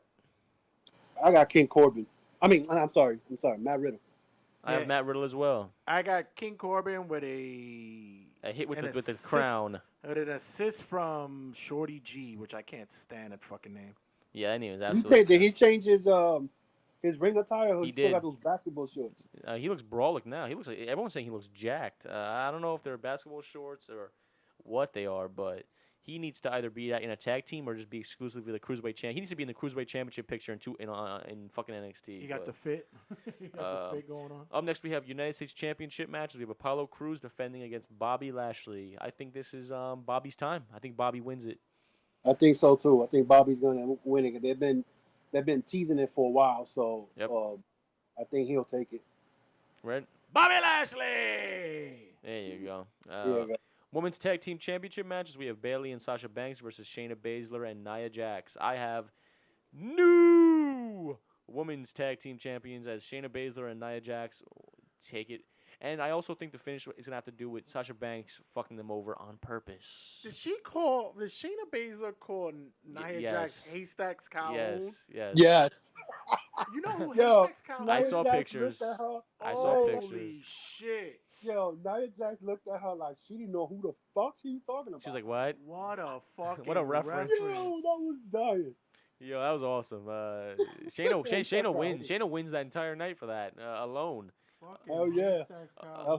Up next, so we all have Shayna and Nia. Is this what we're doing here? Yeah. No, I think Shayna Baszler and Nia Jax is gonna win the belts, and that's gonna start off the set off between Sasha and Bayley. Well, the seeds were dropped this week on SmackDown for sure. But up next we have Rey and Dominic Mysterio, the Mysterios. The Mysterios versus Rollins and Murphy. I don't care about that, to be honest. I think they should have. Why would they put this fucking match when they already put it on Raw? You know what I'm saying? Now they want them to win. So But here's the crazy part, real quick. This week, if you guys noticed, I don't know if it was the Raw or SummerSlam, it showed how Dominic has no recipe. He went to throw a punch and he missed Seth Rollins, and he needs to go to NXT. I'm sorry. Well, oh yeah. The Phantom Punch. Yeah, the Phantom Punch. Yes. I was like, what the fuck? So I have Dominic and Rey winning here, and of course Buddy Murphy's gonna take the pin. Dominic's probably. I got a better one for you. How about Seth Rollins and Murphy wins because how you call it? Aleister Black is part of the fucking Seth Rollins. Yeah. Wow. That'd be a good look because now Aleister turned heel, which we'll talk about in a minute. He looked like Snake. He looked like Snake from Metal Gear. Yeah. I love it. I think he needs a more Disney villain eye patch, but besides the rag, but we'll fucking make it work. I think it's awesome. Yep. So like I said, I have Rey and Dominic. Red, you got? I like the whole Seth and Aleister and Murphy thing. Yeah, I like going with Red. Cool. Seth Rollins. Up next, we have Randy Orton versus Keith Lee, and I'm gonna go with Keith Lee. He can't lose his first match, and I think it'll have to do with Drew McIntyre distracting him from the audience. He might win by disqualification because how you call it? This week he lost by disqualification. Yep. And what's up with the gear, bro? Like they really fucking. Yeah, we talked about that during Wrestling Rundown. It's a mess to say the least, but gotta have some I positive got Keith Lee by disqualification. Brett? I got Keith Lee as well. Something where Orton's not listening and I think Drew's gonna come out of nowhere and distract him or something. And finally, the main event, the match that everyone is hyped before after watching Friday Night SmackDown. We have The Fiend, Bray Wyatt, defending his Universal Championship against Roman Reigns and Braun Strowman. No, we will not be speaking about Roman Reigns' spoilers on SmackDown just yet, because that's on SmackDown. But just the match alone, who do you think will get over here? Roman does not win yet. I think The Fiend will retain for now. I don't know. I mean, they made The Fiend look real bad at SummerSlam, so I would not be surprised. They made everyone look bad. Everyone was bad. Everyone was bad. Especially with those white teeth. My man had. He could do a fucking Colgate commercial. That was a shit. That match was a fucking shit show. It was quick, and it was mainly for Roman Reigns' return, clearly. But I got The Fiend retaining here. Red, you got The Fiend? Yeah, I haven't retained yet. And Henry, I got Roman Reigns winning it. That quick. All right, it's very possible after what we saw. So those are the predictions for Payback. Let's jump quickly into NXT TakeOver and SummerSlam review. We won't be going over every match, just a few spotlights here, which I thought was absolutely. I thought it was up and down. I thought it was a really good show. So let's go over it real quickly. As the first match of the night was Finn Balor and Timothy Thatcher. I thought it was a way better match than people were talking about. It was great. It was a great match. A lot of the people online who are just a fan of the high flying stuff gave this match a terrible review. But I think for the Kurt Angle and Chris Benoit fans of ourselves, which yes, I will say Chris Benoit because he was one of the best technical wrestlers of all time. Yes. This match did that justice. I would Balor defeats Thatcher by pinfall, but I'm very happy that this match opened up. A lot of people said that they should have had the ladder match open which I could possibly agree with. But Henry, are you happy with Finn Balor and Thatcher? Yeah, that Finn Balor and Thatcher, that match was great. I mean, and I said it in my podcast.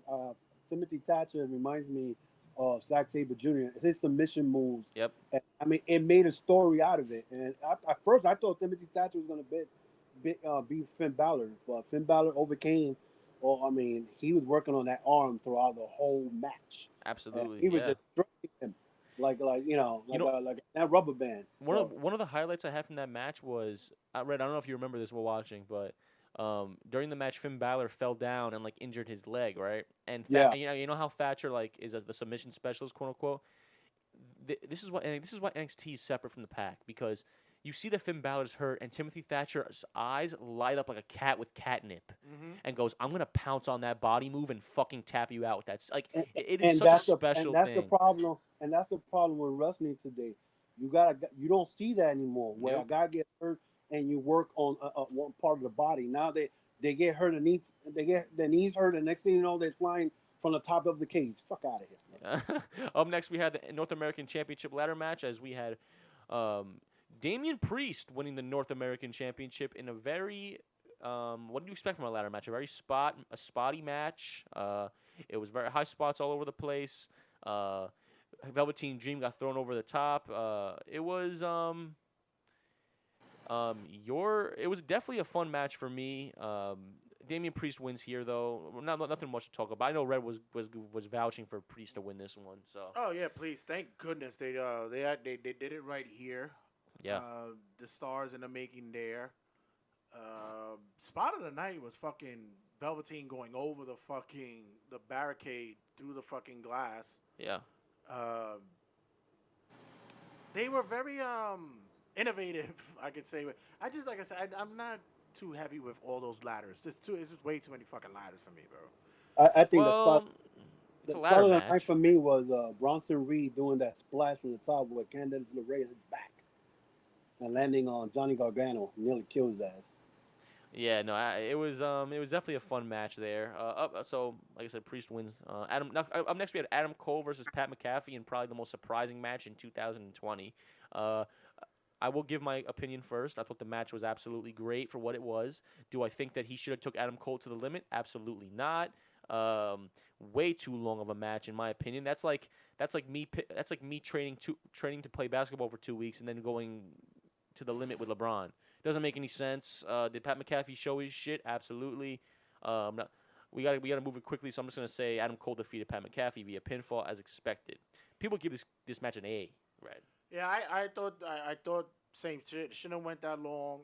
He did well. I don't think he should have showed all his cards too quickly. He pulled a private party. Right. He should have worked it to where he just started.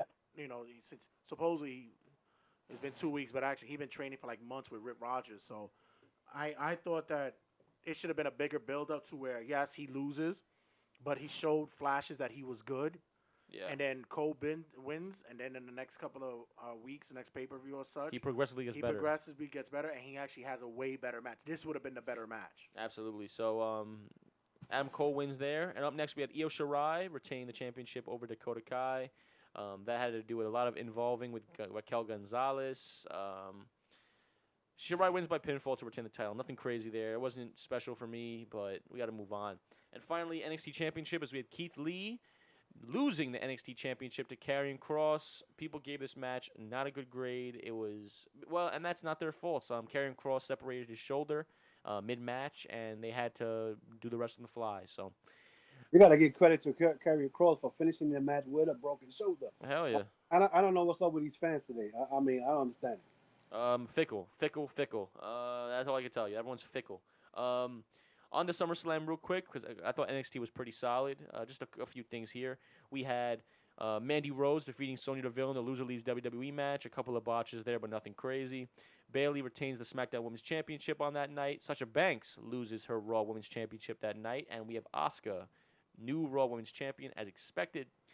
Braun Strowman loses the Universal Championship to The Fiend. And then we get a return by Roman Reigns, which we'll discuss later on SmackDown. Apollo Crews retains the United States Championship from MVP, which actually was a pretty good match on the pre-show. Dominic Mysterio versus Seth Rollins in a street fight. This is the match I want to talk about because you said he needs to go to NXT. What are your thoughts, both of you guys, your thoughts on the debut of Dominic Mysterio? Gear, in-ring work, overall. What do you guys have? He's green as goose shit, we understand, but for the expectations, what do you guys get from it? I said it last week. I said he's going to lose, but as expected. He's gonna show off, and he did. He should have the gear fucked him up. Like the hoodie wasn't working. Isaac made a good point. We were watching that AJ Styles. He tried to do AJ Styles gimmick, but it was always in his face. It was always in the way. I actually think he kind of fucked up a couple of spots because the hoodie was in his face. Yeah, exactly. So I think you got to cut that off. I honestly don't understand why the fuck would you wear that shit when you know you got to wrestle. I thought that the hoodie will turn into a mask, but all that shit was just a hoodie. No, it was a mask. It was the thing was Dominic doesn't have the TV present. I saw exactly what happened. He had the hoodie on in the beginning, but he didn't know the camera was panned far away, so you couldn't see. Then he quickly he didn't sell the hoodie. How stupid that sounds. He should have that on for a little bit longer, but he walked out and automatically took it off. It's about TV presence. Yeah, but overall, his match with Seth Rollins on SummerSlam, it was pretty decent. I think it was one of the best matches of the night. I just again, the botch, I think the botch punch was on the following night. But overall, I mean, he took the damn cane shots. I mean, he did pretty well. I mean, for SummerSlam, for a guy who never wrestled NXT, I mean, he still got a lot of work to do. I think that was the match of the night for me. Honestly, I think that was the match of the night for me. It was I thought the finish sucked. I thought it was it needed work. They needed something else to do. By the way, like, now you know where Dominic gets his genes from, because his mom's is brolic. Yeah, his mom's fuck someone up. His mom's brolic. You know the question that kills me is because I remember when he had the Eddie Guerrero and Mysterio for the custody of Dominic. Rey Mysterio's wife did not look like that. Facts, not at all. Not at all. She found out about protein and tattoos. I'm telling you, steroids. And steroids, yeah. She's like, okay, mijo, te veo ahorita. I see you later. Enjoy the fight. Have fun. Listen, don't get hurt. Okay, te veo. I'll pick you up at 7. No te apures, que I got Vicks in the locker room for me. Yo te lo cuide. So, yeah, other than that, I was like, she's mad brolic. She's more brolic than Ray. I was like, damn. Yo, she scared me, yo. She reminds me of some fucking blood in, blood out. Yeah, for real. I thought she was going to get the chancleta out and everything, ready to whip ass and shit. Up next, the Street Profits retained, surprisingly, for the Raw Tag Team Championship. I understand the story here. They want to make it longer, but I think this was the perfect time for Andrade and Angel. Why? This was the perfect time for Andrade and Garza to get the belts. They had the opportunity to fucking make stars right there. And they didn't, so it was a swing and miss there. And finally, I think in my favorite match of the night, which a lot of people said was boring, but if you watch it a second time, it really wasn't. It was just later on in the night. Drew McIntyre retains the WWE Championship against Randy Orton.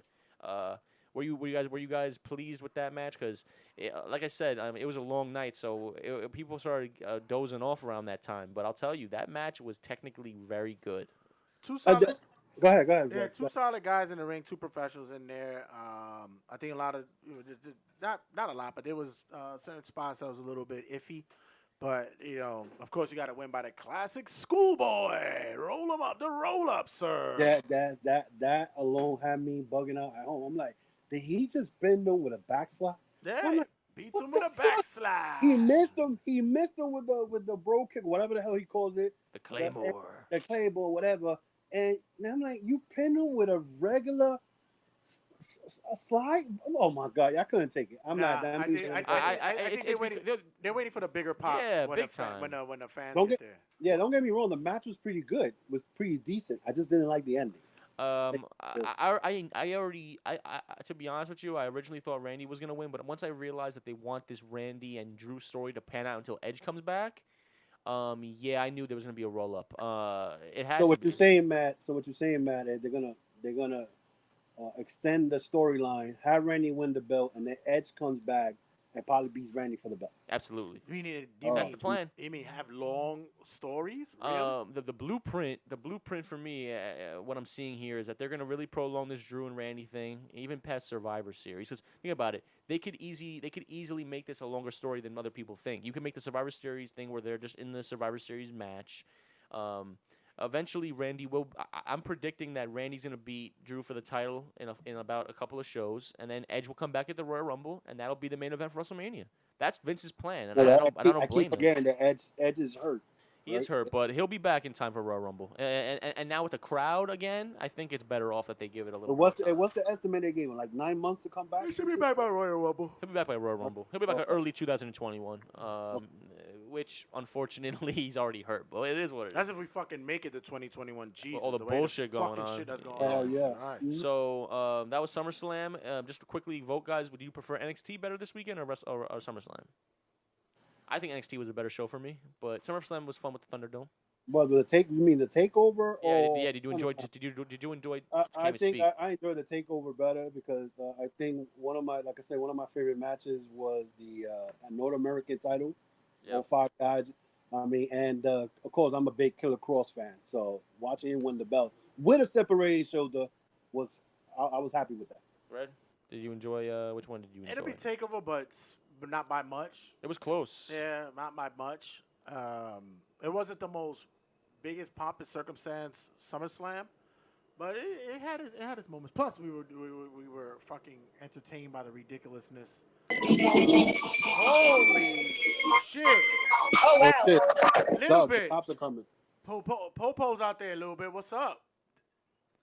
Yo, that scared the living shit out of me because I couldn't see the screen. I am so sorry. No, it's all good. I log in and then the fire truck drove right past the house. Perfect timing. I was waiting for Mr. Softy to pull up, not the fire truck. I had to make an entrance, guys. No. Of course, that's the best way to come in. It was like Scott Steiner and shit. I come with siren. Yeah, Scott Steiner. Little bit. Your thoughts? What was better, SummerSlam or Takeover? I fell asleep during SummerSlam. Yes, you did. Wow. Yes, you did. So that tells the answer in itself. I don't like the Thunderdome. But let's not say it's because it was boring. Let's just say it's because you were tired.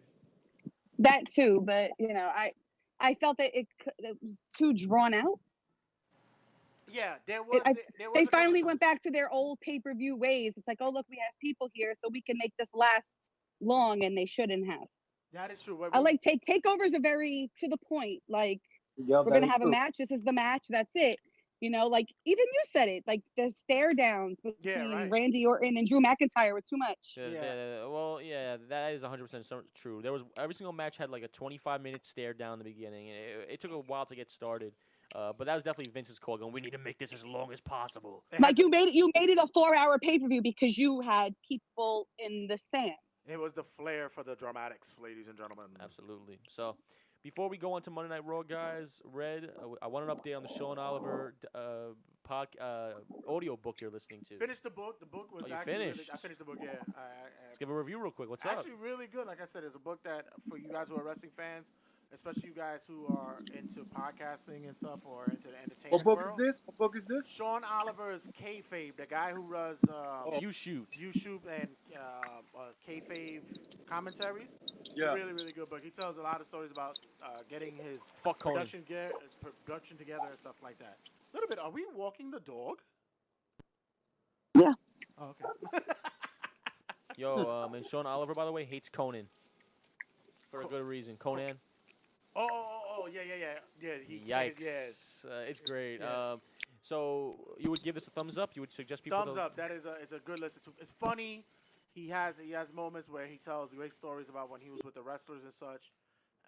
Especially the Marty Jannetty, the Iron Sheik one is fucking hilarious. Iron Sheik, of course. When they were going to the they were gonna do promos for the roast, and Sheiky's in the car going through the Lincoln Tunnel. Pull over, Baba. Sheiky has to use the bathroom. It's like it's one you gotta definitely get into. But other than that, other notes for during the week, just quickly. Oh God. Is that you, little bit? Probably. Yeah. It's all right. Oh, by the way, what? We had a rundown on who should have had a more successful run, and that was a post that we did last week. A lot of guys.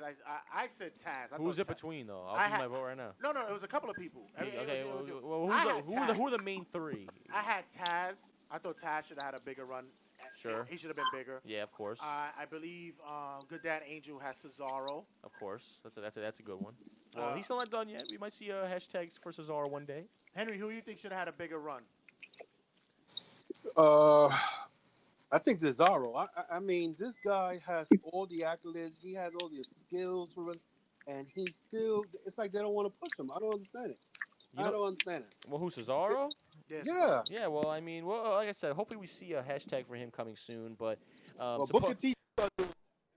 Supposedly Vince's problem with Cesaro was that he can't speak English, but he puts the belt on all Japanese wrestlers. But that's besides the point. Go figure. A little bit. Who do you think should have had a bigger run? I agree with Cesaro. I feel like they never really gave him what he should have had.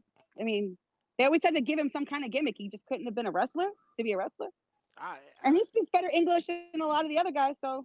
Exactly. He's better than Nakamura. I'm gonna say a name. He can still cut a decent promo, regardless of how broken his English is. I agree. Cesaro, hope for Cesaro one day. I'm gonna say a name that you guys are gonna go nah.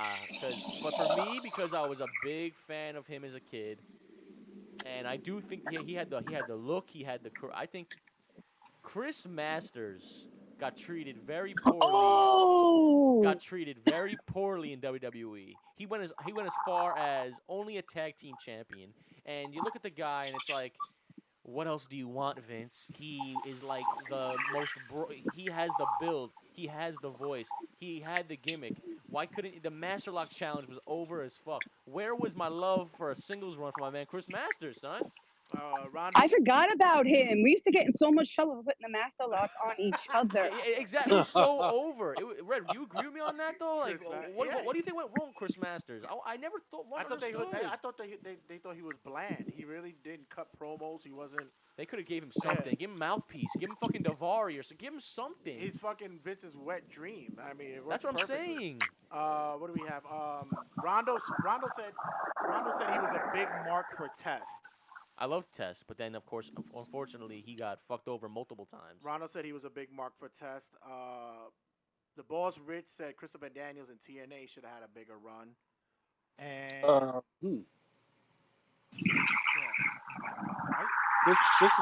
the hell? Yeah, a little bit. You gotta do something with your headphones. I think it's your earpieces that's all messed up. Yeah, I should check something on that. Whole Milk Mike says Sean O'Hare. Oh my God! I used to love Sean O'Hare. I always played as him, and Here Comes the Pain because he was the only wrestler I didn't know. Right. Until I played the game. But right. Sean O'Hare, wow, what a good one, Whole Milk. You win. Yeah, Sean O'Hare. That's a real diamond in the rough. And what was the other guy? There was another guy, Stasiak. I forgot his freaking name. Sean Stasiak. Sean Stasiak was another guy that he had a good run in WCW, but once WWE bought them out, they treated him like garbage. Sean O'Hare, Chuck Palumbo too. Yeah, Chuck Palumbo. Which, by the way, he's a police officer now. Oh, Palumbo? Yes. Oh wow. Yeah, I remember he used to do auto body. He used to fix motorcycles. And that's why they gave him the motorcycle gimmick. Yeah. You will remember me. And on podcast this week we had Chris Van Vliet, Eric Redbeard. Yeah, Eric. Yeah, I just finished seeing that. Yeah, he was on there. He discussed about what was the original payoff for the cage gimmick. Apparently, they wanted to have that little person from American Horror Story. Oh my God! And that was gonna be his friend. Yeah. And also, that's real demeaning, but sure. The gimmick that I thought was gonna work very much more was gonna be that he was gonna bring the fear of every wrestler into the ring. Yeah, okay. So if they were scared of spiders, he'd have brought that in. Nice. If they were scared of snakes, that's a great gimmick. That in.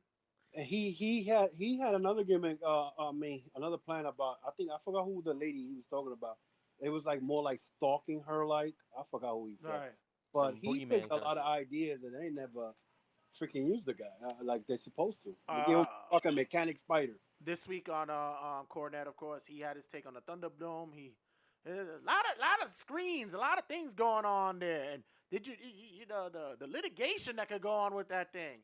And now, did you guys see online that Kenny Omega was in the Thunderdome? Yeah, we just talked about that. Which I think it's someone put his face on there and he was playing with it. I don't know if he was, like I said, I don't know if there was any movement, so it could have been. Like but he answered it. In Twitter. But I also think I think he's fucking with it. I think he's joking, playing along. Tongue in cheek with it. I think he's playing along. I don't think.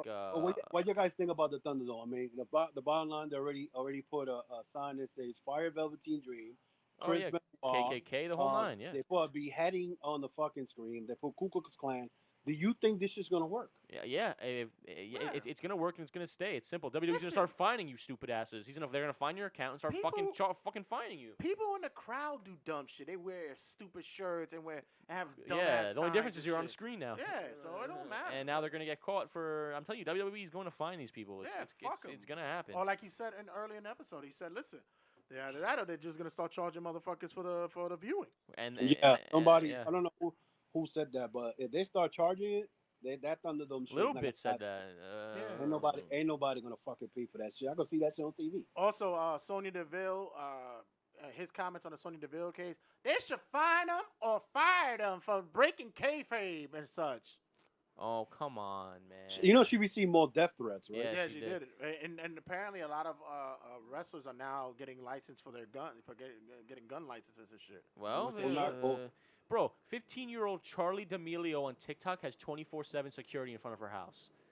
If you're telling me she needs security, then I'm pretty sure Big Show needs security. Okay. The fact that you know who the fuck that is and I don't, it's a testament to my. I'm on TikTok, so I know exactly what the fuck I'm talking about. But the fact that she had to hire a 24/7 security guard in front of her house.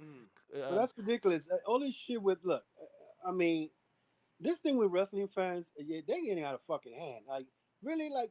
You gonna stalk a fucking wrestler? I mean, what the fuck is wrong with society? Like everything. Yeah, I mean, like, you live in mom's basement, having cake around your lips, and you want to go and stalk somebody? You must know Grego. Sounds like Grego.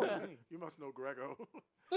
And then finally, I listened to my friend of the show, our boy Ape Cannon is back with Vince. Please steal our ideas. Their podcast is back, and they were discussing. It was their thoughts on Thunderdome and who the female wrestlers date. They were saying who had the better come up when it came to, because they were pissed off. His friend Ryan is so pissed off that Sasha's boyfriend is like this twink fashion designer. Yeah. So it's like, are you serious? Look who won in that deal? He won, right? Oh, big time. Because of course. He's like he's going, you would think that guys like Randy Orton or Drew McIntyre are just blasting through the whole roster because how sexy they are. Yeah, and shit, facts. right? I would expect that. So it's like different times there. They were talking about that. They were talking about JoJo and Bray, who won in that deal. Bray won in that deal, right? Yeah. No. Oh, really? To be honest with you, I think they both won. Bray's I like the beard. Bray's not a bad looking guy. Who won in the Cody and Brandy deal? Brandy, because I wouldn't want to stand a damn minute with Brandy. So Brandy won because you got Cody. Yeah, Brandy's annoying. Brandy's annoying, and I feel like all she does in the house is show off her action figures and fucking like. It's funny every time I. No, somebody won in that. No. Sorry, I don't mean to cut you off. Nobody won in that Brandy Cody thing. That was like a lose-lose. They got stuck with each other. Nobody can do better. Cody's cool. No. Cody's cool. Nicole showed up for that one. Nicole, you'll like this one. Who won in the Moxley Renee Young deal? Moxley. Moxley won. I think they. I'll go both. I love me some Renee Young. Who won an Undertaker and Michelle McCool? That's easy. That's even. Undertaker. That's even. Undertaker won that shit, dude. Even. How is that even? That's even. They both look like they should be with each other. That's even. I think they work. Who won between Corey Graves and Carmella? Corey. They both lost. Oh wow. Carmella is extremely annoying off camera. They both lost. All Carmella got in that was baggage. Corey Graves is just annoying. I don't know how any woman could be with him. All right, I got two more. Who won between Triple H and Stephanie McMahon? Triple H, he got a job. Triple H got it. When the old man dies, he's gonna take over. Triple H got his profession for the rest of his life because of this. And lastly, because of they didn't mention it on the show, and I actually messaged Abe Cannon about it, and he started laughing. Brock and Sable, who won in that one? Who got the? Neither. That's my first no. For nothing. Brock and and Sable? No. Nobody. No. Nah, Sable wins in that one because Brock is the breadwinner, bro. You kidding me? Yeah, he's you know what? He's right because I mean, if you look at Sable now, she looks old. She looks like she's aging bad. They're both messes. And I feel like Brock. Yeah. I feel like Brock Lesnar's the person to punch Santa Claus in the face when he brings their kids to Macy's and shit like that. Like, I'm not doing that. No, here's the honorable mention: Candice LeRae and Johnny Gargano. I'm gonna go with Johnny Gargano because Johnny Gargano is like the elf from fucking the Santa Claus movie. I feel like they should be related. Yeah, fact. They should be like cousins, long distance cousins or something like that. They're like brother and sister. What about Adam Cole and Britt Baker? Oh my God, I hate Britt Baker so much. I just got really upset. I really got upset here. I hate Britt Baker so much. No, because she dates Adam Cole. He is a beautiful human, and she needs to do something about her nose. Well, it's been broken 4 or 5 times. Exactly. So it's seen better days. So guys, we got to move on to Monday Night Raw. First Raw, I think, in the Thunderdome, ladies and gentlemen. I was in the Thunderdome. Oh, right. What was your experience in the Thunderdome? Was in the Thunderdome.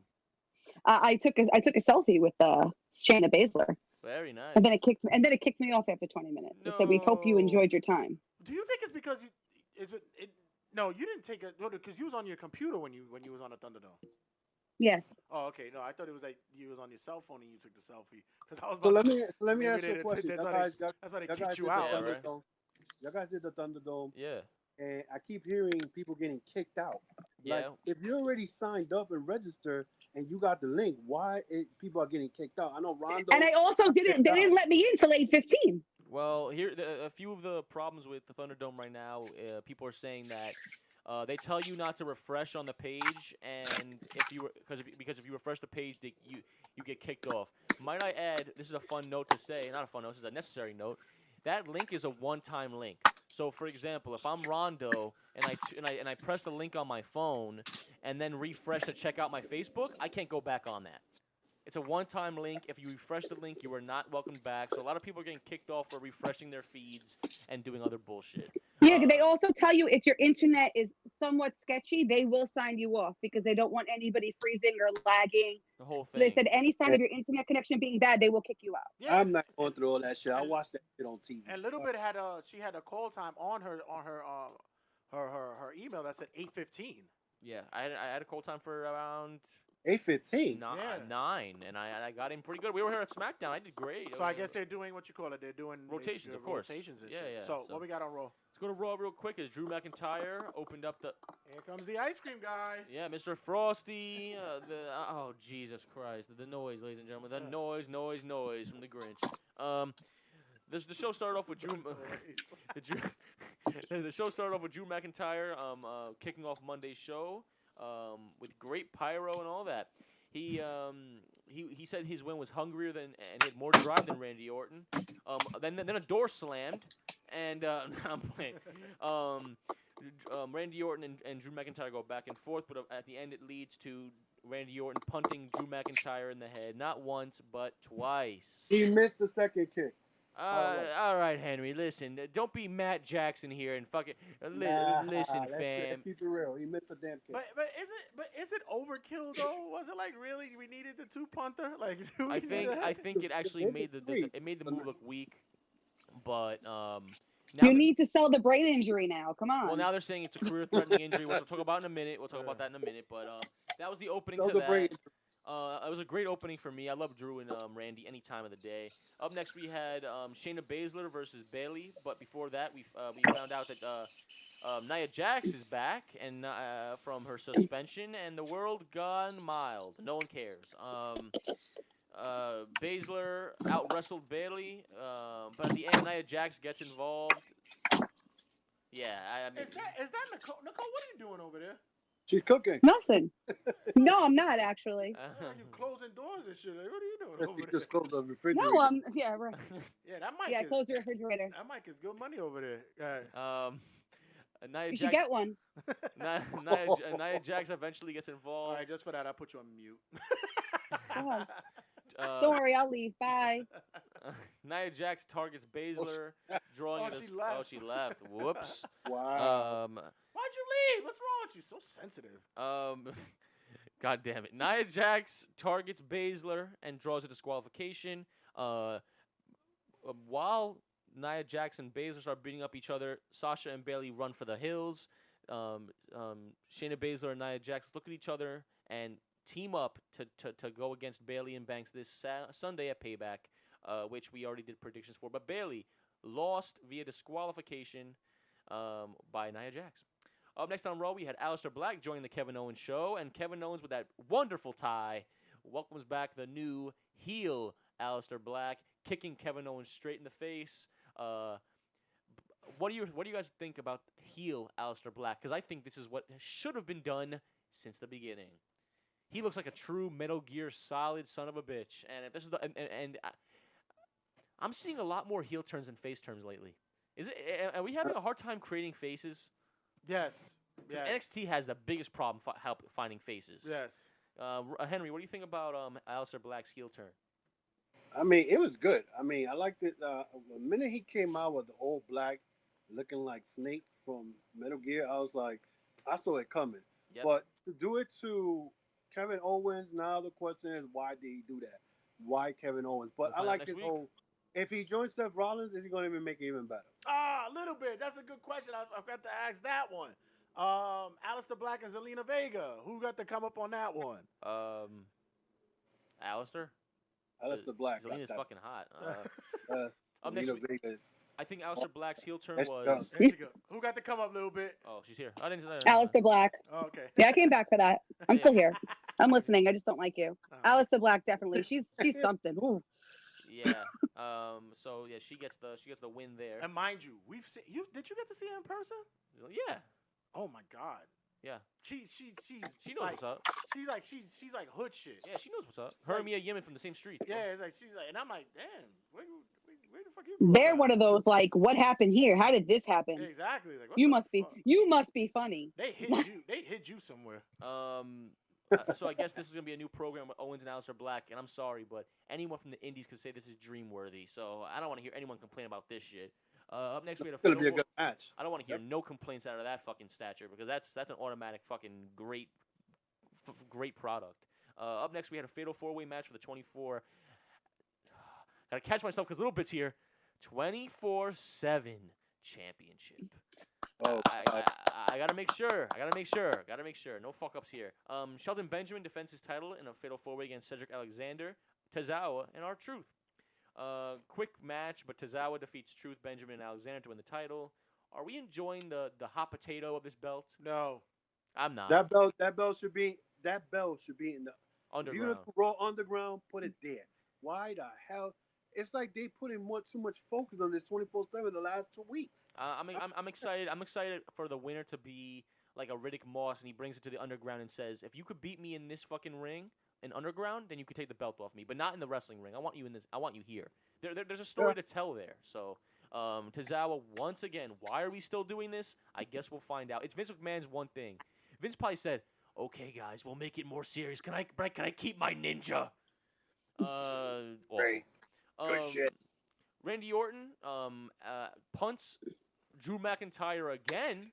Otra vez. Again, which causes Drew McIntyre severe career-threatening injury. Great way they're selling that. I'm expecting Drew McIntyre at Payback with a big head brace or the big wrap around his skull. He's gonna come out looking like fucking. He's a mummy return. Mummy return. He just had a brain transplant. Yeah, it's gonna look. It's gonna be great. His forehead. He's gonna have fucking bolts. He's gonna have like that halo, that metal halo. Yeah. He's gonna have the Yeti. The Yeti. The Yeti. So Randy Orton comes out to the ring after assaulting Drew McIntyre, saying that he deserves a rematch. And then Keith Lee interrupts Randy Orton, and there we go to hell. Keith Lee's theme song's changed. He looks like he's straight out of a video game with that terrible trunks, but we already discussed that. Lee introduces himself, and then, with all due respect to McIntyre, challenges Orton to a match right here, right now. Orton fakes him and says maybe later, which leads to their match later on in the night. Montez Ford faces Angel Garza. Who doesn't love those solo cups flying in the air, son? I don't. I think that's the one time of the night that I'm like, I will take this stupidity I will deal with this stupidity. What a mess. Because everyone gets pyro and it's like you get solo cups. It's genius and it's stupid. No. So it's stupid, but that is not environmentally friendly. But Nicole, you know that they're sweeping up the cups and putting them back into the cannon, right? They're reusing them. They're not biodegradable. That was stupid. They're reusing the cups. It's still stupid. But I know now everyone and their mother is doing their private party fucking Street Profits comparisons now. I hate that because Street Profits were around before Private Party. Actually, no. Were they? Private Party was around. Private Party. Yeah, but they were D's nuts. Private Party. Okay. Private Party was 2015. Exactly. And Street Profits 2016. Yeah, but I don't want. I don't want to hear the Street Profits were invented from Private Party. No. I don't want to hear it. Oh, no, They're all the not primetime players. That's what their names are. It's WWE's not primetime players. AEW's not primetime players. Nobody has names. There you go. Thank you. Listen, it's just black people who like to party. Let's just keep it real. What a name. What a name. Montez Ford defeats Garza by Frog Splash, his favorite move. Ruby Riott, Liv Morgan, and Bianca Belair face Zelina Vega and the Iconics, and we had the Riot Squad and Belair defeating the Iconics and Vega by, of course, who took the win here? Belair. And that's the way it should be, because I think Belair versus Asuka sounds like dollar signs to me. Up next, we had an arm wrestling competition between Apollo Crews and Bobby Lashley, and this segment screamed awkward and cringe from the beginning. You don't understand how much I hate these fucking segments, and I've been screaming about this shit for years. I just don't understand what's the payoff. What's the payoff? Like the bottom line, why they even brought that segment just for him to step on his foot and then walk out? It was stupid. It was a swing and miss completely. Vince has to do that shit at least once a year. Yes. It's either one of those or it's one of those bench press competitions kind of. Who can lift the car first? Yeah, one of those. Always got to be one of those hokey bullshit. Like next is gonna be like a pose down or some shit like that. Yeah, absolutely. Vince always has to initiate like the test of strength, fucking bodybuilding. They couldn't just do Apollo Crews getting assaulted in the back or something. They couldn't do. Come on, it was a waste of time. Henry just said it. He stomped on his foot. Apollo Crews got the higher up. He caught him cheating. He won. Blah blah blah blah blah. Whatever. They're for Mark Henry for that shit. Yeah, facts. In the next segment, which is another doozy, Natalya and Lana officially announced the retirement of Mickie James. Next, I don't. This is ridiculous. That's grade F. That shit is AIDS in a basket. AIDS in a basket. Wow. AIDS in a basket. Unreal. Up next, we had Keith Lee versus Randy Orton in a very quick and teasing match, as we will have the real match at Payback. It was Orton defeated Lee via disqualification. Nothing crazy to say here. If you want to see the real match, you'll find out next at Payback. There you go. And then finally on Raw, we had two things. We had Raw Underground, and we had two more matches, actually. We had Rey Mysterio and Dominic Mysterio versus Rollins and Murphy, like they'll have it Payback, but this time, of course, it was a no contest because that actually ended the night. My bad. No. My timing was wrong. First, we'll talk about Asuka and Sasha Banks, their rematch, lumberjack match for the Raw Women's Championship. Red, did you enjoy this contest? No.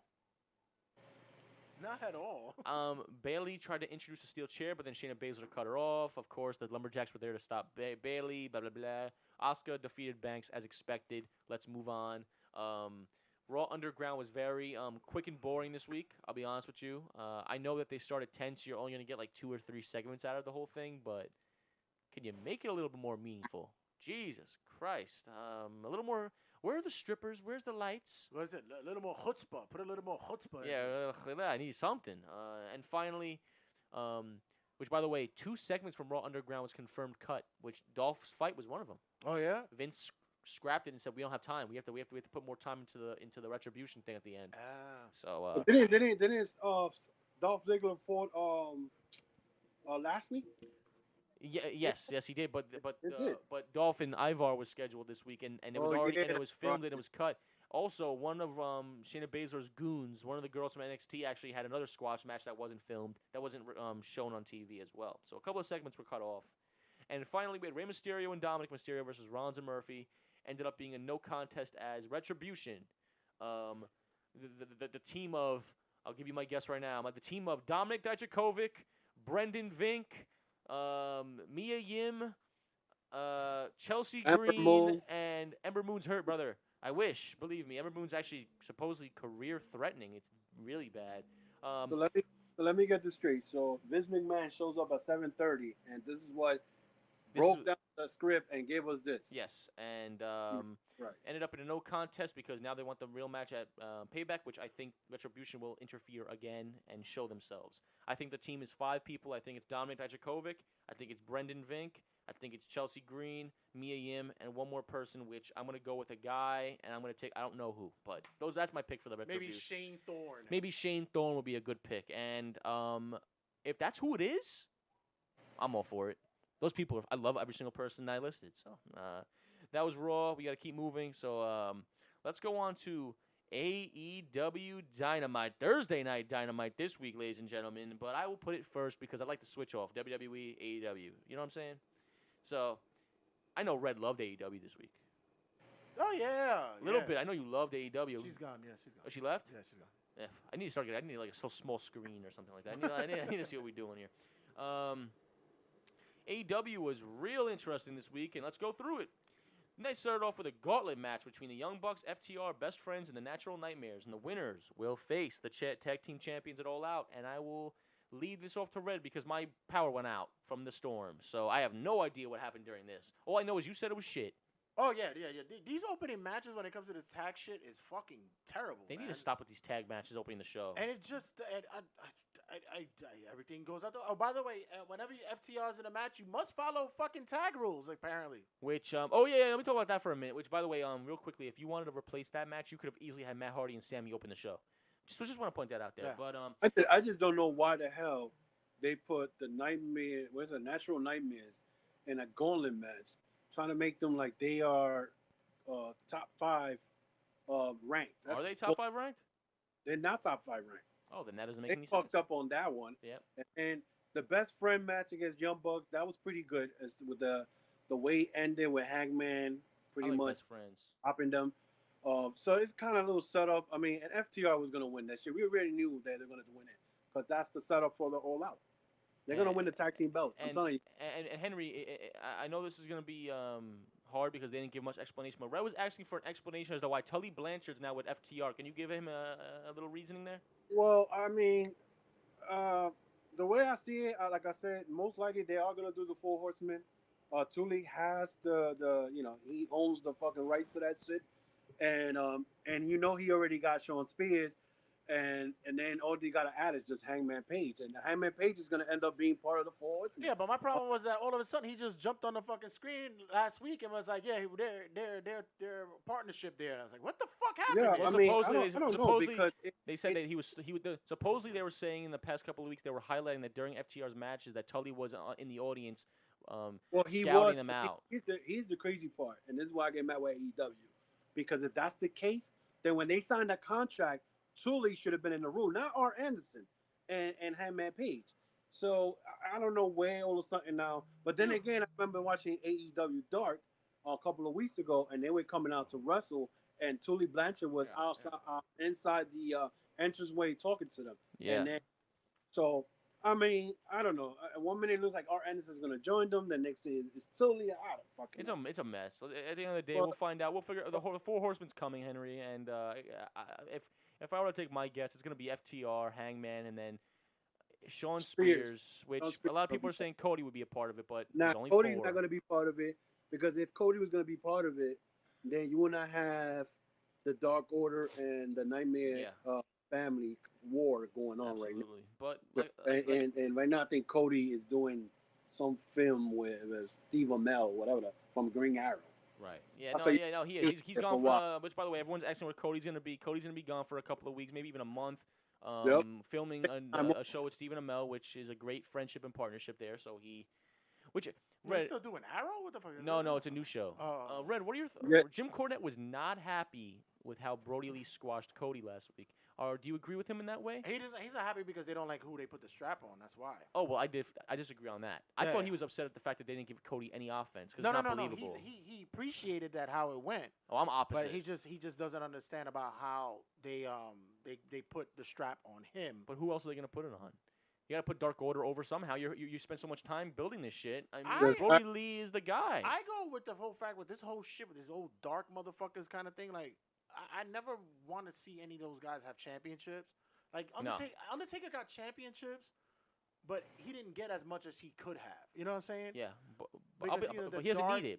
He didn't need it. I think Brody needed it. No, but with the different transformation that occurred with after, moving away from the pseudo Vince McMahon shit to what it is now. Yeah, he needs it because he needs to show that there's a reason why to join the Dark Order. Which, by the way, they just recruited anybody these days. Shit. I think they're trying. By the way, Henry, did you get your letter in the mail from the Dark Order saying that you've been signed? Yeah, I think they already registered. Oh, okay, good. Wow, I'm very proud of you, man. Join Cocabana. So up next on AEW, we had a quick squash match between Lance Archer and Sean Maluta, which, if anyone doesn't know who Sean Maluta is, he was in the Cruiserweight Classic, and he is a part of the Samoan family. Yeah. I thought he was in WWE, or he did get released. He got released. He was one of the He got released. Yeah, he was in NXT. Yeah, he was in.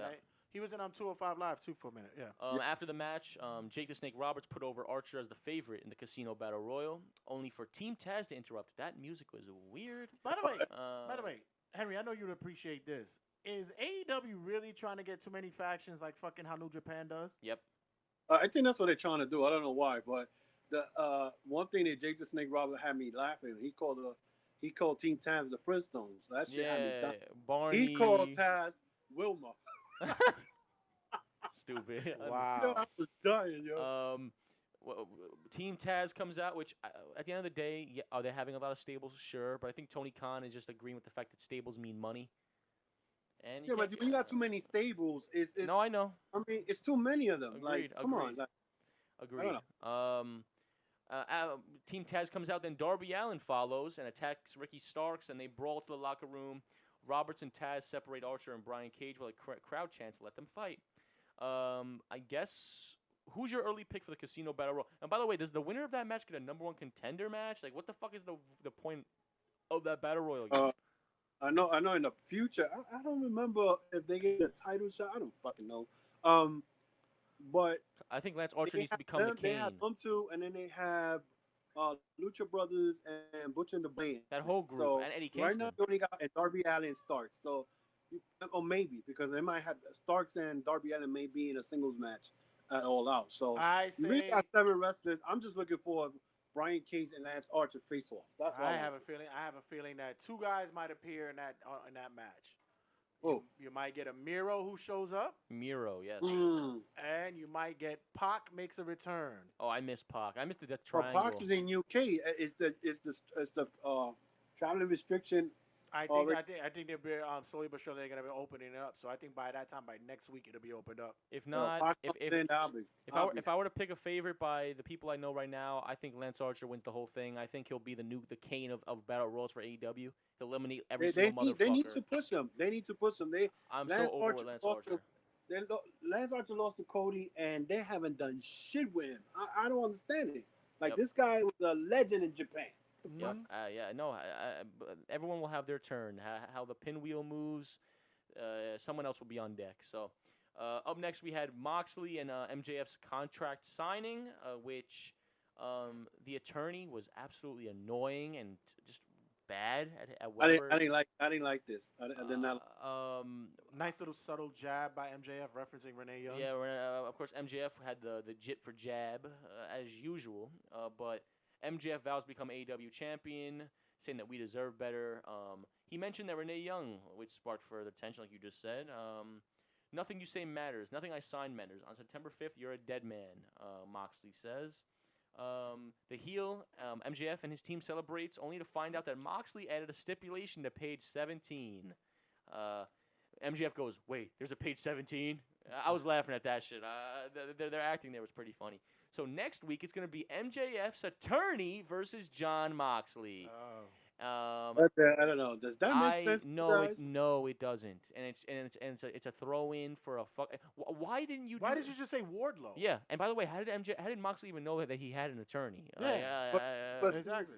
Here's my prediction on that. So I could see that the lawyer's going to get in the ring and he's going to try to fight Moxley, and Wardlow's going to get in, and Wardlow's going to beat the crap out of Moxley just to soften him up for Saturday.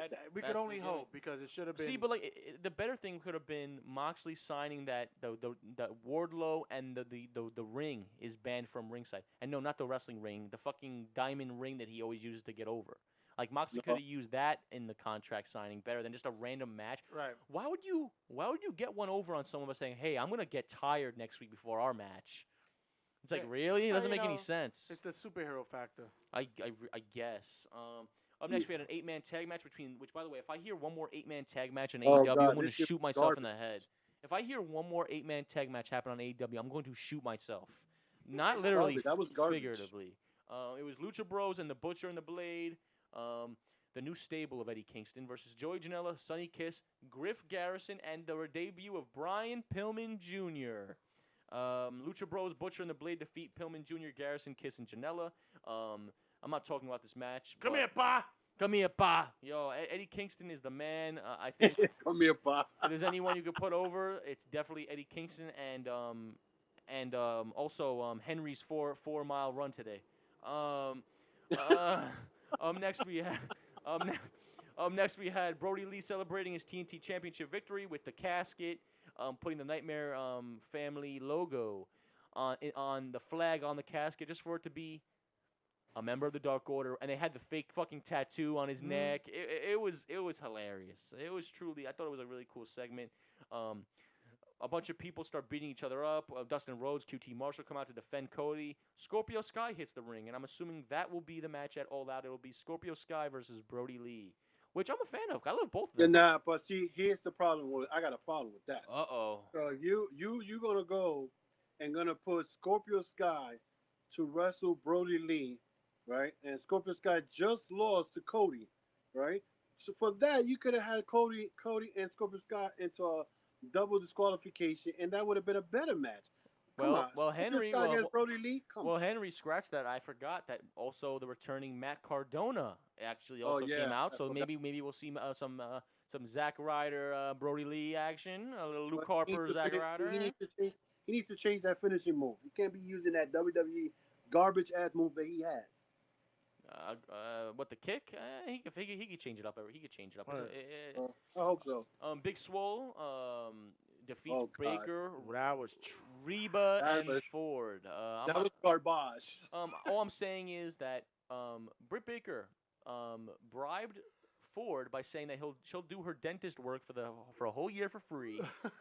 And it's like, Britt Baker's the only star on this fucking woman's roster, is she? She's the only person I actually. Well, they don't have a lot of stars in the fucking roster. That's the problem. How about they just redo the whole division? All right, so take the whole division, throw it in the fucking fire. Up next, we had Matt Hardy versus Sammy Guevara in a tables match. Sammy got a really bad slash on the side of his head. Karma, motherfucker. Karma's a bitch. But how he got that slash though? That's what I want to know. Table. Which, by the way, this match should have been saved for All Out if they were building the story. But it's all good. Maybe we'll see a rematch there. But Guevara defeated Hardy after going through the table. In the closing moments of the show, though, Orange Cassidy comes from out of nowhere, jumping Chris Jericho at the announce table and engaging the Demo God in a pull-apart brawl to close out the broadcast. Jim Rose was pissed because he's like, Jim Rose didn't know. He was, you scared the life out of me. It was hilarious. For the love of God. Yeah, what's going on? I was waiting for him to say something like jumping Jehovah Fats. Whoa. Jumping Jehovah Fats. Holy shikes, Batman. That was AEW. It was meh. On to NXT as we had Karrion Kross opening the show and officially relinquishing the NXT Championship. Unfortunately, that separated shoulder might take a little longer than a few months to take care of. It was sad. Sad, but you know what? I think it's better off in the long run because a lot of people weren't happy with him being pushed so quickly. So now we see a little tease of how he'll be with champion, and it'll lead to a better product down the line when he comes back. I love how they put the hourglass behind the belt. And then, Red, this is my question for you. What do you think about them showing Triple H, Shawn Michaels, and the whole William Regal and them as the advisory team? I like that. That's a good. Adds a little more realism to it, huh? A little something. But of course, it's always gonna be what it. Of course, it's always gonna be fucking 18-man fucking match or whatever. Well, that's not true. We found out what it is. It is. Do you know what it is? Did you watch NXT this week? Yeah. So let's just go right to it. Fuck it. William Regal comes out later on in the show and announces that there will be a fatal 4-way Iron Man match to decide the new champion. And I'm sorry, I don't care what anyone tells me. If you tell me the opposite of this opinion, you're wrong. William Regal is the best general manager I think I've ever seen in wrestling history. He's up there. He makes everything serious. He's never putting himself over. He comes out when it's important, and he's not biased. But he's been doing it for so many years. He gotta be good. And damn straight he is. William Regal comes out and announces that it will be Finn Balor, which, by the way, I love the way he says Finn Balor. He doesn't say Finn Balor, Ben Balor, Johnny Gargano, Tommaso Ciampa, and Adam Cole in the first ever Fatal 4-Way Iron Man match for the NXT Championship next week. Henry, all former champions. All former champions, all people who say that they're the face of NXT. Who do you want to win? I'll go first. Finn Balor. He needs this win. Ciampa is a heel again, and he could do his own storyline there. He doesn't need the belt so soon. Gargano does not need the belt. Adam Cole is his champion. Who needs a resurgence like Finn Balor? I say Finn Balor also. I mean, Finn Balor made a great quote this week when he said, we are the four corners of NXT, but I'm not a corner. I am the centerpiece of everything. Awesome. And that was one of the best quotes I have heard in wrestling in a long time. I got Finn Balor. Of course, because, a Bullet Club guy. So. Love Finn Balor. I think he needs this reassurance more than anyone. Gargano has his place as a heel. Ciampa's about to get a huge push as a heel. And Adam Cole is going to go do whatever the fuck Adam Cole's doing. Red, what do you think? I'm gonna go with the Finn Balor one, but for some reason I have a feeling they're putting the strap right back on Cole.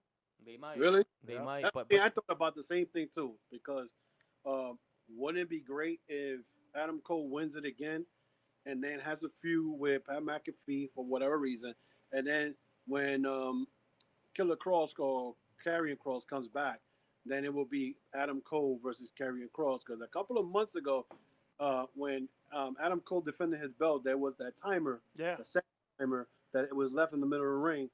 And that's right there, the indication that if something should have happened. But, I won't be surprised if Adam Cole gets it back. That's like my second pick. Cool. So a few more things about NXT this week. We had Shotzi Blackheart picking up a win, which, by the way, shout out to Tommy from Royal Collectibles. We had like a 30-minute conversation about Shotzi Blackheart the other day. Shotzi Blackheart picks up a win over Mia Yim. Everyone's going, why? Because Mia Yim's a part of Retribution, and this was her putting Shotzi over. Yep. And Mia Yim's gone, ladies and gentlemen.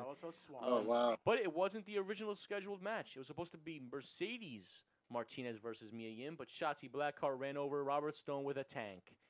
I'm sorry. You saw Robert Stone with the grandma glasses? Yeah. He is so over. He had the cadena. on the focals. The cadena on the side? Yeah. So because he ran over Robert Stone she ran over Robert Stone with a tank. She took the place. At the end, Mercedes Martinez comes out to cause chaos, and Rhea Ripley comes out. And I'm waiting for this Rhea Ripley and Mercedes match because it's going to be a brawl. Santos Escobar successfully defends his Cruiserweight Championship against Isaiah Swerve Scott in the match of the night. That match was an absolute banger. Well, the way they put Isaiah Scott, that guy, I seen him in MLW. Swerve. Yeah, dude, absolutely. That match was outstanding. I was such a fan of it. I did like, of course, the interference of the henchman to get the win for Santos Escobar. Yeah, but that's it. But see what I'm talking about? They're gonna do they set it up for another same match that we saw 2 weeks ago. They're doing the old rotation, I guess, of these matches, which is weird. Quick note here: Wade Barrett it was his first week on commentary, and all reviews are thumbs up. They thought he did a great job. Everyone's like, Wade Barrett did commentary. I'm like, he's been doing commentary. It's called NWA. It's called what else he does commentary for? He did it for Defiant. He did it for that What Culture company. Culture. Yeah. He's been doing it for a minute. He's been doing it. So great job there. I just want him to wrestle. Which, by the way, NXT needs a fucking... NXT has the biggest problem right now. They don't have a face. Who's their top face right now? Adam Cole. Because he's a face now. I guess, if you want to even call him like this week when his boys were jumping... yeah, is he really a face? Because his boys were jumping fucking some faces over there. So I don't know about that. But quick thumbs up there. Good shit, Wade Barrett, as usual. We had... it was supposed to be a match between Kyle O'Reilly and Drake Maverick, but it ended up being an absolute... bullshit quick match because Bobby Fish and Roderick Strong attacked Maverick in typical Undisputed fashion. it was cool because you're starting to see the seeds planted for Undisputed Era to be broken up. Because O'Reilly was not happy when they came in and interfered. So O'Reilly looked like he was questioning why you bringing that shit in for. If Undisputed Era is truly gonna end, I would love to see American Dragon stay together. Roderick Strong, I think, is over enough to now be on his own, and Adam Cole, of course, could always be on his own. But I want American Dragon to stay true, 100%. Killian Dane comes out and attacks both of them. I guess we'll see the squash of Drake Maverick next week, as we'll have Killian Dane and Drake. They clotheslined them afterwards. So it's like it was a whole mess. Imperium versus Breezango for the NXT Tag Team Championships, and Breezango are your new NXT Tag Team Champions. I was surprised. Their tag division is terrible. But I was saying that shit for a while. Then I said before, I was like, yo, do we see Breezango get the tag champ? And so what if they did it? Quick shout to Fandango, because this is his first belt ever in WWE. Really? Yes, not a singles title, nothing. Yeah. This is his first belt in WWE. So Tyler Breeze even said the next day, it's been 3,000 days since I made my debut, and I finally got a belt. You think about it, 3,000 days. How many years is that? And let me tell you, Tyler Breeze, like 5 years ago when NXT was like in the hunt for the fucking title. Do you not remember? They put him against Liger. He was. Oh, I remember that night. He was over as fucking NXT. Yeah. So. Oh, that was in 2014. Yeah, I was there. That was a great night. And finally on NXT we had. The NXT Women's Championship, NXT Women's Championship, Io Shirai and Rhea Ripley facing Dakota Kai and Raquel Gonzalez. Main event, so Blair didn't really care about it. I don't know who got over here. Henry, you remember? Raquel Gonzalez reminds me of China and Nicole Bass, but with wrestling skills. She reminds me of China and Kevin Nash. Wow, what a tall reference there, buddy. Fucking Diesel. Are we all gonna go ahead and throw the prediction of the year that it's gonna be Mercedes to take the belt off Io? Say what? God willing. Mercedes Martinez is gonna take the belt off Io Shirai. I can see it happening. So and that was the main event. NXT was cool, and I really you can ask Red. Red really enjoys when both NXT and AEW are not on the same night. Yeah, it helps. It helps the show. Just don't put whatever happened to the women's division at NXT? What happened to the tag division? NXT's good, but they're kind of running real thin on their roster. No. Which, by the way, quick opinion: they need to bring the Coffee Brothers to NXT because the NXT UK guys, I love them. They're fucking outstanding. And it's funny because I don't really usually watch NXT, but I've been watching NXT the last couple of weeks. And that girl Aaliyah, that girl's been there for 5 years. That girl still can't wrestle for shit. No, she can't. She's not good at all. Yeah, she went from shitty to above shitty. Wow. and for everyone saying the tag division needs a spice up, Alex Shelley came out and said, I'm still a free agent. I might be Impact Tag Champion, but I can still wrestle anywhere I want. So he said, Kushida, how about we bring back the Time Splitters for an NXT title run? They did teamed up. They did it once, but now he's saying, let's do it. Let's win the belts. I'm all for it. Fuck. They need to bring them back. They need it because their tag division is thin. It's like everything looks different in NXT now. Yes, it is. On to SmackDown as we close off the week in wrestling, and Vince McMahon opens up the show sending Adam Pearce on a mission. Adam Pearce opens the show by prepping security for a combustible night and Retribution was nowhere to be found this entire night, which, whatever. Vince McMahon tells Adam Pearce he needs to go find The Fiend, Braun Strowman, and Roman Reigns to sign the contract for their championship match on Sunday. A lot of people are confused by the fact of why would they hide from signing a contract to fight for the championship? But that's nitpicking, and I'm over nitpicking in 2020 because the year sucks. So let's try to find some positivity, shall we? The night starts off with the Intercontinental Championship as Jeff Hardy defeats Nakamura via pinfall to regain the title. But before that, sorry, my throat is donezo. But before that happened, Jeff Hardy was about to announce an open challenge. AJ Styles comes out and throws a temper tantrum, which leads to the match. It was actually pretty good. I don't like how Jeff Hardy's selling that knee, but then the entire match he forgets he has that hurt knee, but whatever. After the match, Sami Zayn's back, and Sami Zayn brings the IC Championship in CM Punk John Cena fashion, raising the Intercontinental Championships at each other, saying that I'm the real champion. Red, what are your thoughts on Sami Zayn's return? Welcome back. Plus, I must say that I enjoy AJ bitching. I love the bitching AJ. I love when I hear AJ find ways to try to be a heel and the fans aren't gonna fucking ride with it because they still love him. Oh, we'll always love AJ Styles. So, what do you think? What do you think about them bringing back the CM Punk John Cena-esque story where it's like, I'm the champion, motherfucker? It's fun. I'm just happy to see Sammy's back. And Sammy goes in the back and tries to be cool with Nakamura and Cesaro again, but then they say, you didn't answer, you didn't call us for 4 months. You know, he basically ghosted them like I ghost the host. You know what I'm saying? So it had to be done. So I guess Zayn will be on his own. Matt Riddle defeats Shorty G via pinfall in a quick tune-up match for Riddle and Corbin at Payback. Bayley and Sasha Banks cut an in-ring promo, and I would play it, but basically Bayley buried Sasha Banks in that entire promo. The seeds are planted. If this was the week to start the seeds planting, this is it. Bayley basically making fun of Sasha Banks, saying that she can't retain a championship. The whole 9 yards, guys. I don't have to go through it, but Bayley and Sasha Banks are for sure going to fight at WrestleMania. While they're we're gonna wait that long? Shit. I think so. It has to be a Mania match. It has to be. It's gotta be. That match does not belong to be anywhere but Mania. They've been building it up for so long. You're gonna put on Survivor Series? Nah. We're talking about Vince. Vince wants the bigger picture here, and I see that being the payoff. And Banks becomes the top face. Also, Nia Jax and Baszler on the screen. Blah blah blah. Had a conversation about their match on Sunday. Adam Pearce then goes to the Firefly Funhouse with his male outfit, which I know a lot of people hated this and called it stupid, but I was a Mr. Rogers kid, and I already know what they were doing there, and I will give that a round of applause for just being stupid and laughing every once in a while. Speedy delivery. It's okay. Speedy delivery. It's okay to laugh every once in a while, wrestling fans. You don't have to make everything so serious, and the fact that that's what it was, it made sense, and I fucking loved it. So I really did. Bray Wyatt signs the signature for The Fiend, and then he goes on to Braun Strowman. X's Braun Strowman to sign it, but then Drew Gulak hits him with a chair, frames Adam Pearce, which Adam Pearce was the whole theme this week. Braun Strowman goes and defeats Drew Gulak in a quick squash match, and then he signs the contract. So 2 out of 3 have signed, and where's Roman? Knocking on Roman's door all day and nothing. We'll find out about that later. Cesaro then defeats Kalisto in an actually really good match. Cesaro and Kalisto, which, by the way, Kalisto's turning heel.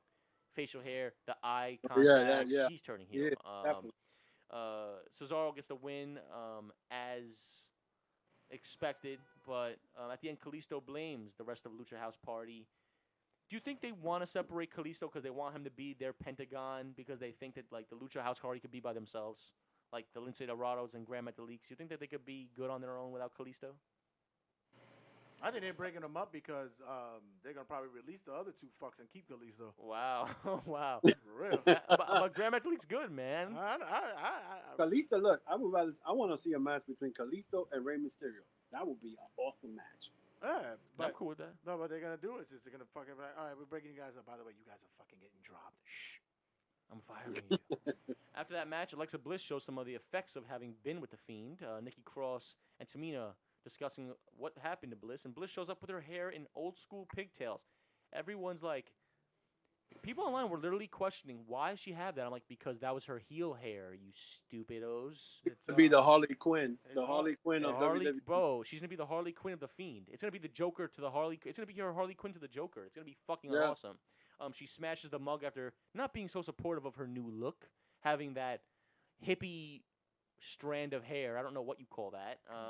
But Nikki Cross ain't supportive, and Alexa Bliss throws a temper tantrum. Up next, we had Heavy Machinery and Big E defeating Miz, John Morrison, and Sheamus via pinfall. I thought what they did with Sheamus this week was really bad. I thought it was stupid. I don't know why he rang the bell. I don't know what temper tantrum he was having, but it made no sense. Big E with the big ending to win. 1, 2, 3. At Payback, I think that it was announced already it's going to be Big E versus Sheamus. So I'm excited for that. Yeah. That's going to be a good match. I'm excited to see that. And finally, ladies and gentlemen, Red, can you please pull this up if you can? Because we got to play this shit. We have to. And possibly the greatest moment in WWE and the most ballsiest moment in WWE for years. Adam Pearce finally opens the door to Roman Reigns with the contract. Roman Reigns looks at the contract, and he does this. Roman, it's Adam Pearce.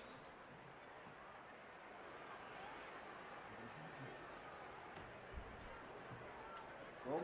Oh, thank God, Roman. I'm looking for that. I thought I wasn't going to get you signature on the contract for payback. The triple threat. What the fuck? Did he get a chemical peel? What the fuck's with his face? Roman? Yeah, probably. His teeth.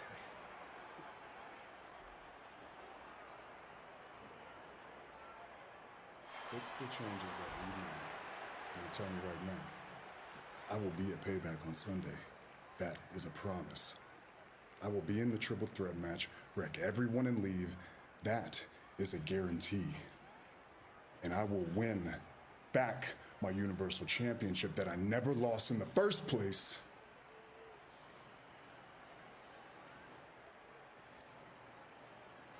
That is not just a prediction.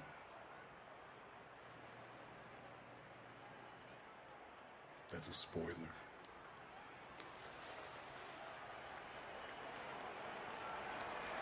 Believe that.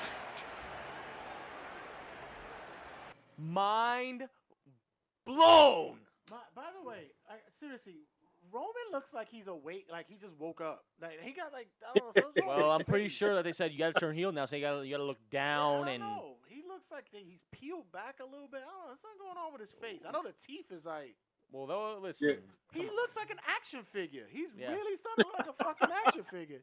It is like an action figure. I want you to look up. There's a movie from the 90s called Small Soldiers.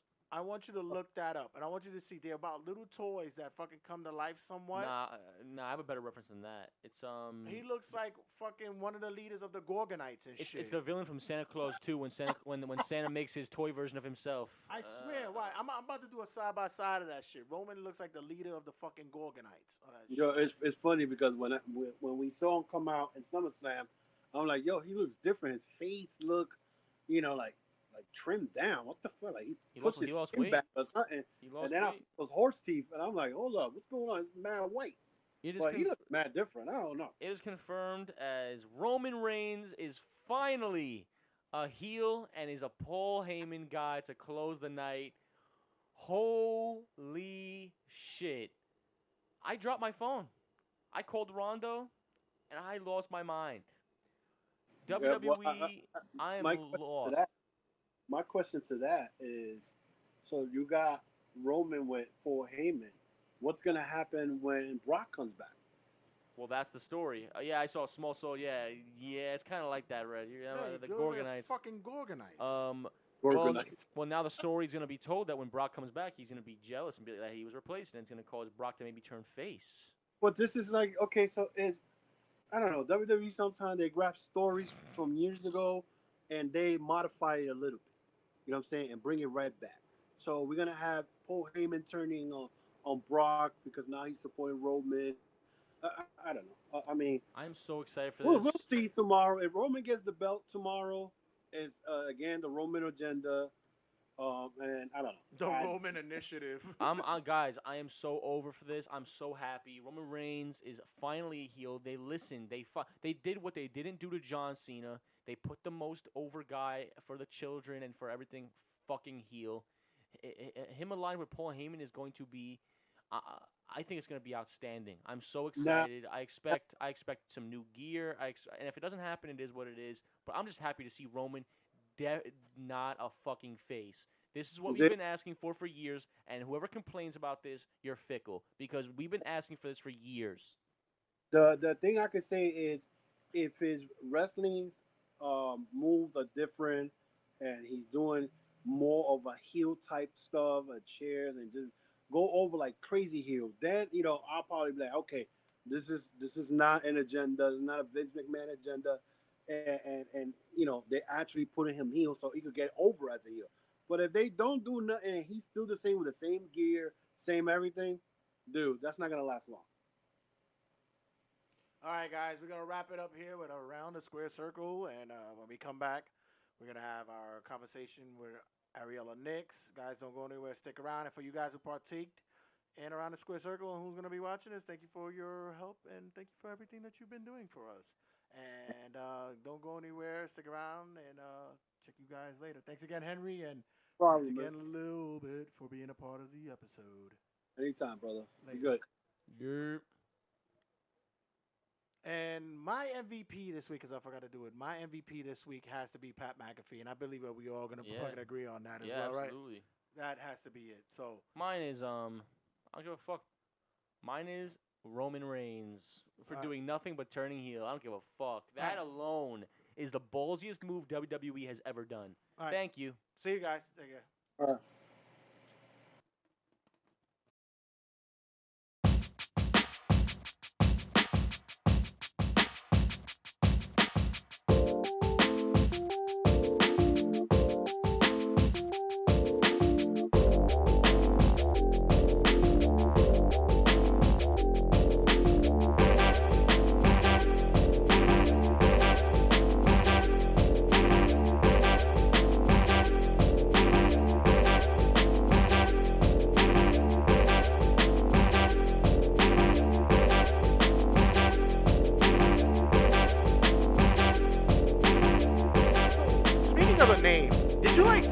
Letters from a Scrabble board and just throw it together and say, yeah, this is going to be my name now?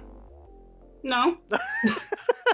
Because it doesn't, I mean, it's catchy, it's out there, you see it, it's something that you can see on a poster, on a card, a lineup, but it's like, where did this come from? Where did this devise from? Okay, so like, originally when I was coming up with my name, It's like from Words with Friends or something. Gotcha. No. I took time and chose my name carefully, so. Because Nyx is like NYX. Yeah, that's gonna be something to get used to. We gotta see that. Yeah, it's she's the Greek goddess of night in Greek mythology. Ah, you see, you learn something new every day. See, and I thought I was all up into that whole Greek mythology. Damn it! I should have known better. So, were you one of those females that saw wrestling and was like, "Oh, he's hot"? Oh, it was like, "Nah, fuck that. I could go in the ring and take an elbow drop or hit somebody with a couple of chops." How was it that you came across wrestling? I grew up watching with my dad as a kid, so I've been watching it since I was maybe about like 5 years old, and it was something we were both into, and I just loved it. And then later in life, I was like, I kind of want to try this now. Was it? Did you take the Barbie dolls and put them in a shoebox and just had Ken and Barbie like doing intergender matches and shit like that? No, I didn't have my Barbies wrestle. I only said that because I could faintly remember my daughter doing that because my daughter's a wrestling fan as well. So I could faintly remember her doing that until I said, look, we'll get you the figures. Don't worry about it. We'll get it. Right. Yeah, no, I had wrestling figures, so I just played with them. So it's funny you mentioned it because I always hear stories about people getting introduced to wrestling through an uncle or grandma or the neighborhood was always doing backyard stuff and stuff like that. But it's your dad who brought you in. Was he like a huge wrestling fan or was it just the WWE? What was it? How you came in? Yeah, he was mostly just a WWE fan. Like he grew up watching it too and always liked it. And you know, he doesn't really watch anything else too much, sadly. But yeah, he was like a big WWE fan growing up too. You still watching it? Yeah. Oh, okay. Yeah, he'll text me about it, like, "Oh, what's happening here?" And I don't like this or whatever. So now that you're in the business, does he ask for like any insights or any how do they take that bump? That looked pretty bad. Like, does he ask the inquiries here and there? Not usually, no. Surprisingly. Yeah, you would think because since my daughter's a wrestler. Yeah, she knows how to take a chop. She's good. Like I would wear that as a badge of honor. It's like my daughter's been she's been through a table here and there. Yeah. It's my child. We're good. So you said he started on like a 5 years old, but was the ambition all through your time? Like you hear the stories about Bailey and Sasha and stuff like that they gravitated to wrestling that easy. Was there other outlets that you were looking out to before wrestling became part of your life? That was not really, like, wrestling was always like something that meant something to me. Even though when I was younger, I didn't have like the want to actually be a wrestler, but it was always something that was part of my life. You said it wasn't the want. When did it become the want? Maybe like 7-8 years ago. Yeah, it was late to the game, but Is it really? I had no complete. Because we look at DDP, he came in like it was like almost 40, and he was able to like listen. Like with me, everybody tells me like, "Wow, you could have been a great broadcaster," and I'm like, "Yeah, I'm like 10 years past, 20 years past my business." But still, I always tell people, I may show up late to a party, but once I get there, I turn the fuck up. Right. That's how it's supposed to be. But when you mean late, how long did what was your first training? When did you start? I started around, I was like 27, I think. Mm-hmm. Yeah, I was in my late 20s, so I started later than most. But oh wow, damn! I didn't think you. I mean, I'm not gonna say you're an old woman, but I didn't think I'm old. It's all right. You can call me old. No, I didn't think you were that much older. Wow, you look really good. Shit. Thank you. Thank you. I hope. Is it the whole? I can't ask you. You are interracial, right? Yes. Yeah. So your dad is as I saw clearly, your dad is Chinese. No, I'm kidding. Your dad your dad is white, and your mom is black. Oh, okay. Because you could pass with Dominican. I get that I get some sort of Hispanic all the time. So yeah, you can pass with Dominican. I can see that. Oh yeah, look, Coño está buena. And he was like, "I'm sorry, I don't speak it in Spanish. I'm sorry." So how was that? Especially now, I don't want to get too political or whatever the case may be, but we'll bounce back and forth with that. But how was that growing up in an interracial family? Because a lot of times people don't understand that. That's a struggle in and of itself, depending on where you at. How was that being recognized as the mulatto, the mixed? I don't know. It wasn't bad. Like I don't know. I grew up and then like saw like a lot of more fortunately for me, I didn't really deal with a lot of issues growing up. Again, most people probably thought I was Spanish anyway, and always shocked, like, you're black? Oh, you're Italian? Oh, it's just always people kind of like, oh, confused by, and then Spanish people, and they come to speak to me in Spanish, and then I don't speak it, and then they're like offended, and I'm like, I'm not Hispanic, I swear. So I mean, it could have been a lot worse, but overall, it really wasn't too bad, gratefully. Yeah, and that's a great combination because you don't really see the black and Italian kind of mix kind of thing, and yeah, that's actually pretty cool. Grew up in Queens, the Bronx. Oh, the Bronx. Oh, it's a real Bronx tale. I fucks with it. It's a real Bronx tale. You got that. It was very much inspired by your dad and mom. Got it. Right. My dad is from Queens, though, so I got the Queens in me too, but. I lived in the Bronx my whole life. So. Do your parents look at the movie and go, "Yeah, I remember that time"? Oh Lord. You're any siblings? You have any siblings? I have a younger half brother. Oh, okay. So when you're coming up of age and like I said, you're living in the Bronx and yeesh, I'm trying to think. Was the Bronx like the Bronx now? Because man, woof. The Bronx now is like it's like the Wild West and shit. Can't say anything. I can't take anything away from Brooklyn because they're right up there as well. But the Bronx, how was it coming up in the Bronx? I mean, was wrestling like a big thing in your neighborhood that people were around? Because you have tag teams like Ortiz and Santana who hung up there. You got guys in Homicide. You have BWF, all the federation up there that had. Main day ties in the Bronx. Was wrestling a big thing when you was coming up there as well? Not necessarily in my neighborhood, really. I did have some friends in school that were interested in it, so I used to talk to them and stuff. But I wouldn't say like my neighbors or anything like that. And my neighborhood was pretty quiet. So were you the weird girl who was into wrestling? Were you that chick? Yeah, kind of. It's like oh. You do know it's fake, right? Right, of course. You do know that they don't really hurt themselves, right? Oh God! To this day, being the age that I am, and I still got to fight through those conversations. Like Jesus, all right. Right. I was like, you do know that Captain America doesn't really throw his shield like that, right? Exactly. So, speaking of school times, what was the high school year like? What was it that you were actually looking forward to get into when it became you having like these career goals kind of thing going on? Say your question again. I'm sorry. I said, what were you looking for when you getting into high school? Like, what were like career goals you were looking into? I always wanted to be like in TV, like doing like behind the scenes producing, and that's what I studied in college. So, I actually wanted that because I actually wanted to work for WWE behind the scenes. That was like a dream of mine. So I studied like TV then, and like in high school, I was like into that, and then I was into dance too. So I did some dancing in high school and in college. So between behind the scenes of TV and dance, and then loving wrestling. So that was just me. It's kind of tough because they didn't really have that back then. Those kind of production courses or classes in school, especially in high school. They didn't have that. Because I went to I went to a school for theater, and that wasn't part of their their AV squad. And that was it. They didn't have anything else. What like back scene, like behind the curtain. What is it that you wanted to get into?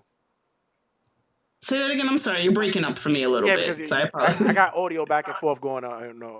I don't know if you got the volume up over there. I don't know what it is. I was saying, like, behind the scenes, what was it that you were into? I guess camera work. I just wanted to, like I wanted to produce, like be able to like put the story together, things like that. So just like being, just having like the control behind the scenes, putting the story, doing the shots, like whatever, a little bit of mix of everything, just having that whole production value and being able to watch it back and be like, I put this together. Oh, that's it. Alpha woman. Got it. I got it. Well, not me by myself. I wouldn't take all the credit. It takes a team. It's not just one person. So I had a part of it, I should say. I get it. Humble and alpha woman. Got it. Right. Yeah, that sounds better. Yeah, good together. So then, you go to high school, you're doing this, you're doing dances and stuff like that. But still, there's that thing. You're watching wrestling matches, you're watching events, and you're like, I think I could do this.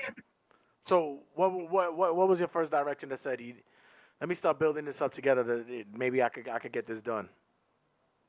I actually didn't know where to start. Like, I didn't really start getting that itch per se until I started going to like local indie shows. I grew up on WWE, but then once I started like expanding my wrestling horizons, that's more when I was getting into it, and I didn't really know where to start. And then so I was just like going to local indie shows, and then I met people, and then that slowly helped me get into it. Yeah, because on your come up, there wasn't really a lot of wrestling schools at that time. Mm-hmm.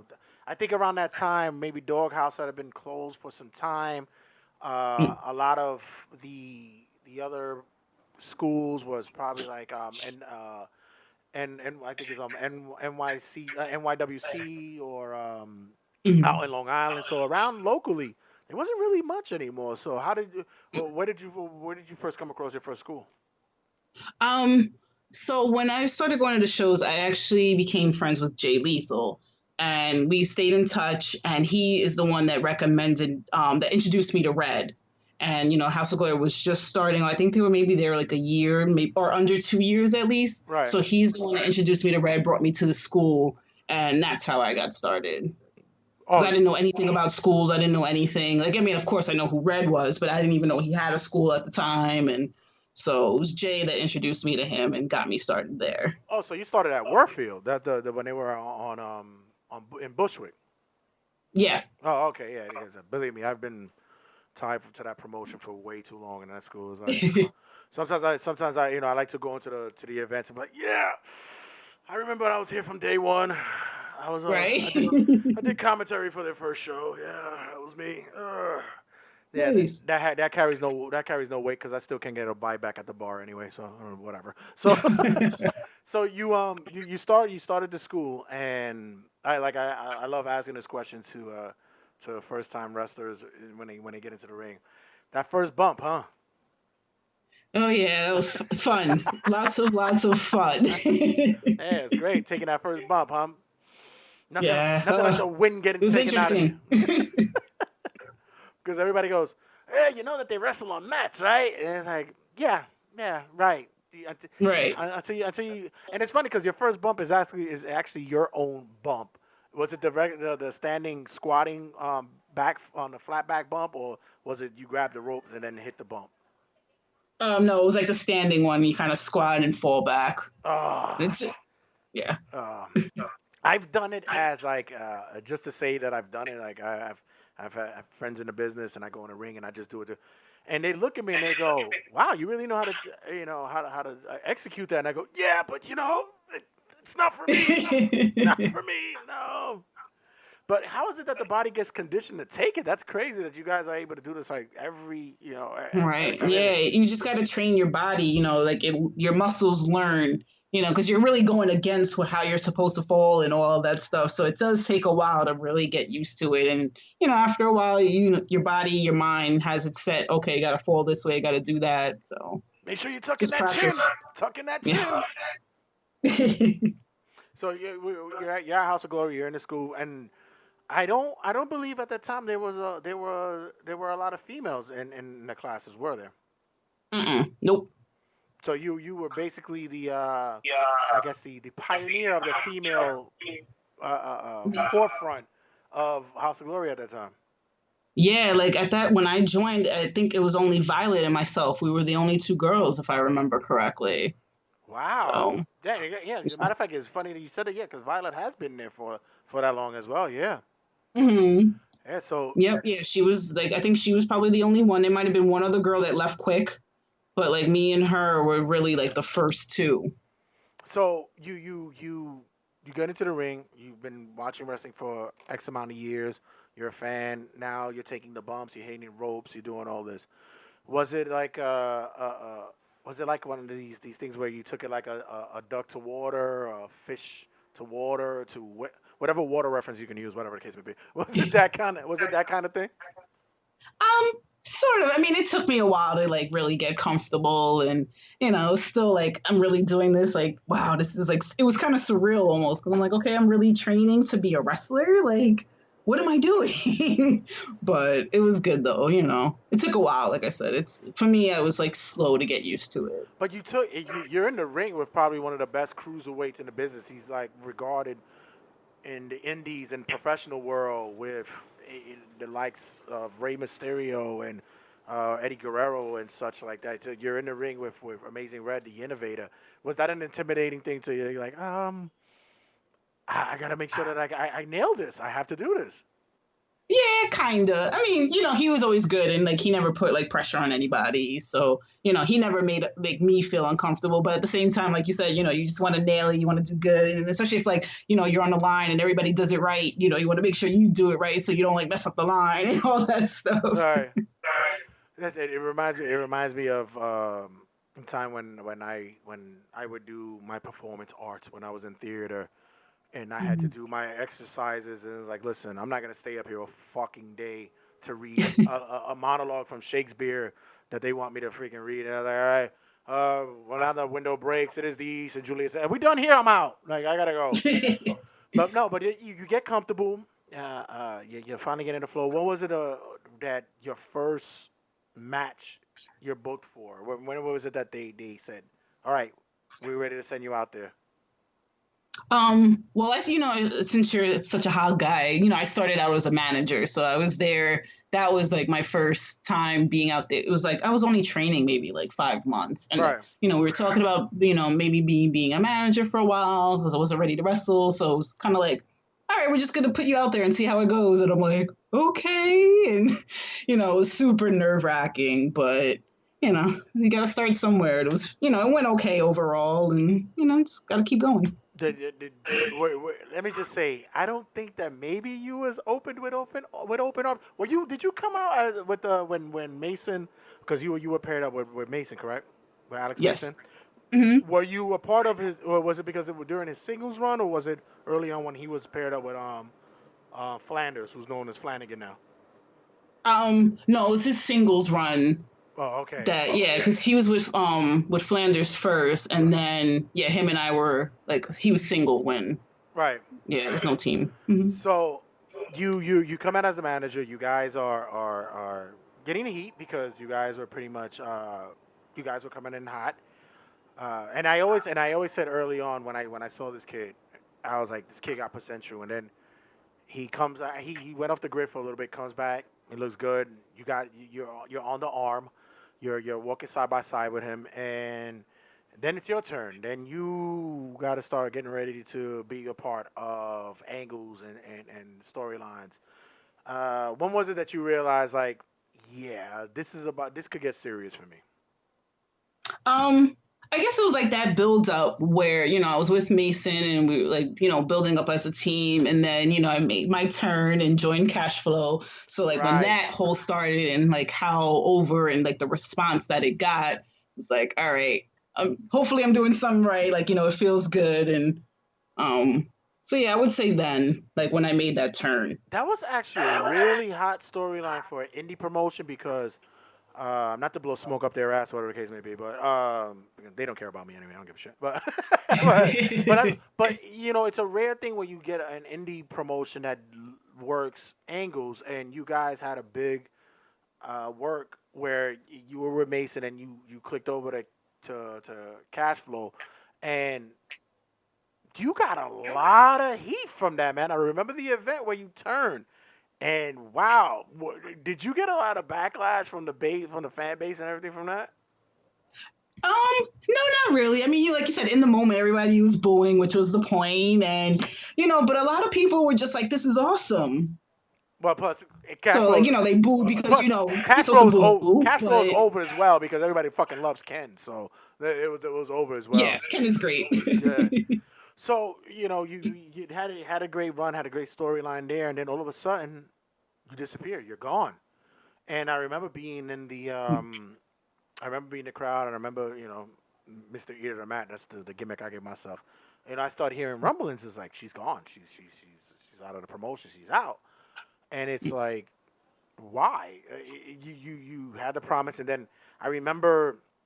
I don't know, was Sonya in at the same time that you were in, or was it that you had... Yeah, she was in. She came in, and then we were together there for a while, but we never had like a story there together. Right, it was we were there for a while. Mm-hmm. All right, so was there any because there was always rumors that there was possibly backstage heat between the two of you, because basically, like you said, you were there from day one.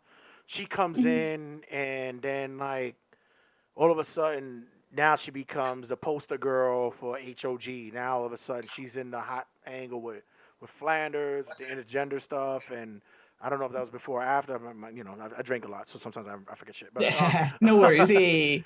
But was there any? There was rumors and stories that there was heat, and you basically said, listen, if I've been doing this for the longest, and this person comes in, and now I'm ready. Was there anything that was tied to that? No, there was rumors that I was jealous of her, and that obviously wasn't the case. I tried to talk to her about it, but she at the time didn't believe me. So I was just like, okay, whatever. Sadly, people were putting that in her head, and I've heard so many BS reasons of why I left, and there was drama, there was heat, and they were trying to put us against each other, and I was just like, yeah, not having it. So no, I personally never had any issues with her, and I was happy for her success. Like, she was putting in the work, so I was happy. At that time, for me personally, I was dealing with a lot of personal issues. I was dealing with depression and things like that. So I wasn't I wasn't really going to training as much, and I was just trying to get myself together. So, I was just trying to focus on me, but then at the same time, it came off for whatever reason that people thought I was mad at her. And I'm like, no, not at all. I want her to do well. Me and her were close at one point, but people putting that in her head, it was just our friendship sizzled and it sucked. But, me and her are cool now. We spoke I think it was last year. We were actually booked together. We teamed together at WSU. It was everything came full circle. So, we spoke about everything. She's like, yeah, I shouldn't have listened to them. I'm like, yeah, duh. But, I just had to deal with my own stuff. And that's the real reason I left. And, I just wanted to kind of take care of myself. And, I was going to take a break. And, when I was talking to Red about it, he was just like, all right, best of luck. And I was just like, okay. And, so after that, I left. And then, I actually left the business like a month or two after that. So, it had nothing to do with her. Oh, okay. Because I'm getting feedback from. I think it's on your end because I hear me. Okay, I don't know. What do you hear? Sorry. Yeah. I don't know if the volume's up over there. It's just like I'm hearing like a roar. Any case, so you leave, and it so happens that Mason left, and it seemed like you two were tied. And I spoke about earlier. The assumption was that you guys had jumped to another promotion that was coming up in New York as well. And but you mentioned that you just left entirely, and you were dealing with your own thing. That would be tough. That you actually walked away from something that you really you were into. Was it the love of wrestling was leaving as well, or was it just that I needed to take this time for me just to focus and see if I could get back into this? It was a little bit of both because like I said, I was just dealing with my own personal stuff, and unfortunately, I had some negative people in my life at that time that were just kind of bringing me down and weren't really supportive of me wrestling, which was weird because like wrestling is how we met, and it was a lot of BS that. So it was just a little bit of everything. It was just like so much negativity around it that I was just like, I don't know if I want to deal with it anymore. And I'm like, you know what? Let me take my time, work on myself, figure my stuff out. I was like, I know wrestling will always be here. So, I was like, let me do me, figure this out, and then I can come back when and if I'm ready. It's funny you said that because a lot of times it's not wrestling is always there because sometimes people forget. They do. So to me, it's like you took. It was ballsy for you to say I'm gone, and I could come back. But I guess you actually have faith in what you can do and your talent. So what was it that? How long did it take for you to get back into business? It was about under a year. So I had started training out in Jersey. It was like I know you said it was like ballsy, but like I really wasn't thinking of coming back when I made the decision. But I'm like, you know what? I try to be optimistic, but I'm like, I don't know if I'm gonna come back, and it was a lot. But I guess everything happens for a reason, and so like I said, I was gone like under a year. So then I just wanted to kind of start over. Like, there's no beef with Hog and me. Like, I talked to Red. I spoke to him the other day. So, like things are cool. It was just like, I just kind of wanted a fresh start over. So, and it looks like everything's been going well. So I'm not going to complain. And, but, everything happens for a reason. No, because like I said, it's tough to walk away, and especially you're walking away from a promotion that had, they had a rocket ship on their back. It just kept seeing progression, and then you take a step back. And of course, it's commendable where you sat there and said, I got to do my self-evaluation because a lot of times people would and try to thumper through, but still are unable to grasp the fact that, I'm beating myself up for this. And you went out, you stepped away, you did what you needed to do, and you come back into the business. You come back into the game, take your first bookings. Was it easy transition for you to walk away from House of Glory to start opening up to other areas and seeing other bookings and other promotions? Kind of. I mean, I didn't see like a major, it was just kind of like a fresh start, brand new. Like, people knew me from Hog, and which is great because I had people, they were like, if you ever come back, we'll book you, which is nice. And then once I said I was coming back, I had people messaging me, let me know when you're ready, which was really nice and really like was heartfelt, and because like you said, like, people forget. And I was fortunate enough that some people didn't forget me. So I'll always be grateful for that. I didn't forget you, girl. I always had you in my heart, girl. I didn't forget you, girl. You were always in my heart. I remember you. You were there, girl. Shit. So you start taking the outside bookings, and it's crazy because I started seeing you being booked in, up and down the Northeast, and it was like, oh shit, she's back. I'm like, she's back. Really? Oh shit, you're up and down like you said you're at Creative Bro, you're here, and I'm going, wow, that's good, man. It's good to see her on the run, and then now for I believe the past year I'm watching you in these indie shows when I'm watching YouTubes and shit like that. I was like, that's right, girl, you get it, girl, get that fucking money. That's right. So how's how's been the run for the past year or so? Because like I said, I think this before the pandemic happened, before COVID happened, I think 2019, early 2020, I was seeing you almost everywhere. How's that been for you to take in? I've been very fortunate, very lucky that, that people want to bring me in. So, before the pandemic happened, I had shows every weekend almost. Right. So, grateful. It sucks that like things are on hold now, but, gotta have faith like I did before that things will pick up once, everything's back to normal type of thing. But it was good. It was just like, wow. I was mostly a manager at Hog anyway. So I made that transition to a wrestler. So it was like a totally different thing. And, just kept going and, it was good. I miss it now. I'm like, all right, I'm ready to do shows again. So do you think, you mentioned earlier about the whole idea about backstage, working behind the scenes and all that. Do you see yourself, or have you been trying to maybe do a little bit more outside of the ring, maybe helping to do some booking and stuff in certain matches, agenting certain things and stuff like that? Have you gotten to that level yet, or have been asked to do certain things like that? That would be something I would be interested in more, like, I guess when I stop wrestling. A couple of promotions, that were building up, like, if I was close to the promoter, like they would talk to me about certain ideas and, ask me if I like that. So I like had a little bit of experience, but not really. But it would be something that I would have more interest in, like coming in the future. Yeah, because, now that you've mentioned to me not too long ago that, you're getting a little long in the tooth, as they say. You're coming Shut up. You're coming up in age, my dear. Now you're going to be the elder statesman. But no, it's something that, see, for me, and whenever I tell people that I'm a big wrestling fan and I do what I do, they always ask, have you ever wanted to be a wrestler? I'm like, fuck no. Are you crazy? Hell no. If there was anything that I would have ever done, it would have been A, referee, or B, I'd have been a manager. Are you crazy? I don't ever want to fucking take bumps like that every night. That's insane. But you guys have been able to do it often and such. But, you start thinking about that. The future will be the possibilities of running, angles and stuff like that. So, gotta ask.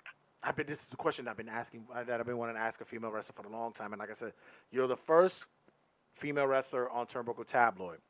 We are 181 episodes in. And wow. You're the first female wrestler who, not because we didn't try, but I think it's because of the style that we are and the way that we have conversation. I think we're kind of intimidating because sometimes we'll so far we've been good. We've been cool. We've been good. It's like shooting the shit. But I gotta ask this question. And I think I should add the drum roll because I've mentioned it for the longest on the show that I need to ask this question. Oh God. Yeah. I can't imagine how this occurs for you as a woman wrestler. But where are we at? Hold on. It's coming. So here we go. I got to add this because I got to go to my sound effects. Here it goes.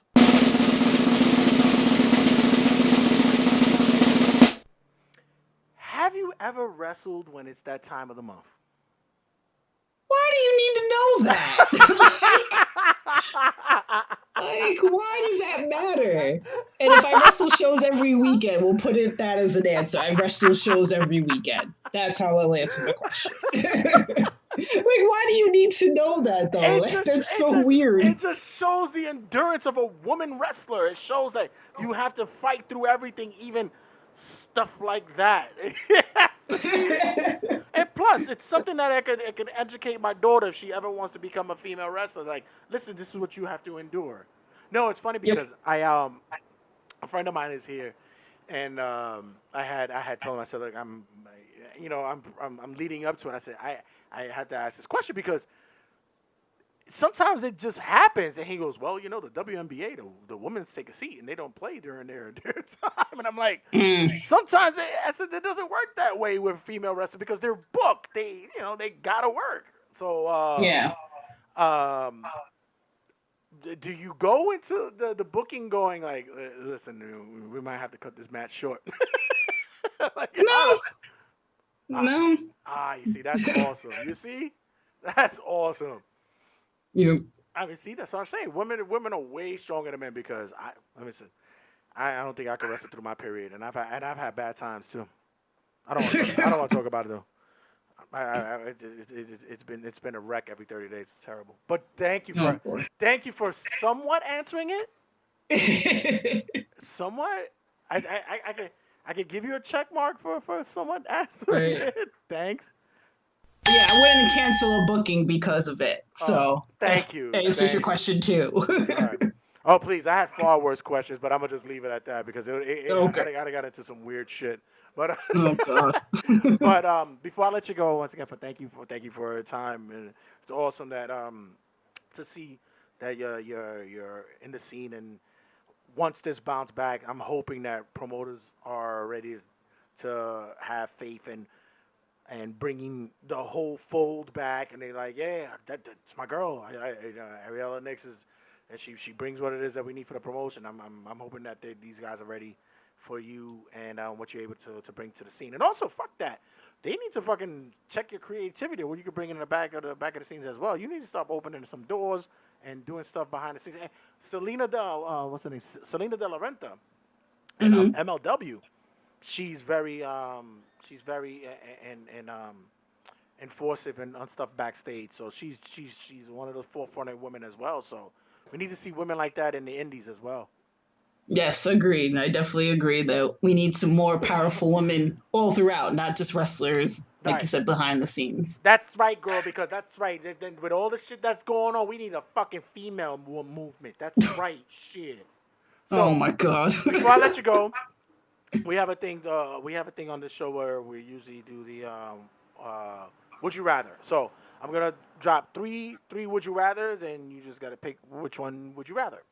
All right? Oh God. Okay. All right. Would you rather do 5 years if your career was to end in a short period of time? Would you rather do 5 years in the ring or 2 years behind the scenes in WWE? I would say probably 5 years in the ring. Nice. I thought you was gonna go the other way. Nice. Okay. Would you rather sit back and listen to R&B music for your nights off, or play video games on your nights off? I would say R&B music. Oh shit, that's my girl. We 90s R&B, like Jodeci and shit like that. Yep, you gotta go with the 90s, man. Got some 112, some Jodeci. Shit. Bring it back. All right. So, lastly, and this is where the outrageousness comes in. Oh God. Date an Italian or date a black? I don't have a preference. I've dated both. So. Oh, you took the sucker way out. I would have said Chinese. I said I'd rather date an Asian or a Jew, something like that. Whatever. Right. Yeah, I'm going away from my nationalities. All right. So okay, I'll do this. All right, I'll make it simpler. Eat Italian or eat soul food? Italian. Ah, there we go. See, it made it simpler for you. There you go. I made it simpler. Yeah, I love my Italian food. Nothing against soul food, but I love my Italian food. Ariela, once again, thank you for having this time with us and for the conversation here at Turnbuckle Tabloid. Let everybody know they can reach out and connect with you on social media and where they can get you at. Cool. I'm on Facebook, Twitter, and Instagram at Ariela Nyx. Very simple, just my name. Easy to find me. Awesome, man. Once again, thank you. I know we had some hiccups early on. We were missing each other time schedule-wise, but thank you for making the time for us here. And thank you for having me. Oh, as always. And listen, I'm going to keep an eye on you, girl. And if you need to do some promotion and shit like that, we're here for you. You remember that shit. Yes, thank you. Yeah, have a good one. Have a good day, though. All right, you too. By the way, single? Yep. Huh? Are you single? I ain't putting that on the podcast. Damn it! I was trying to do the hookup here. Shit! I was trying to see if I can get a love connection. All righty. Thanks again. All right. Thanks. Have a good one. Bye-bye.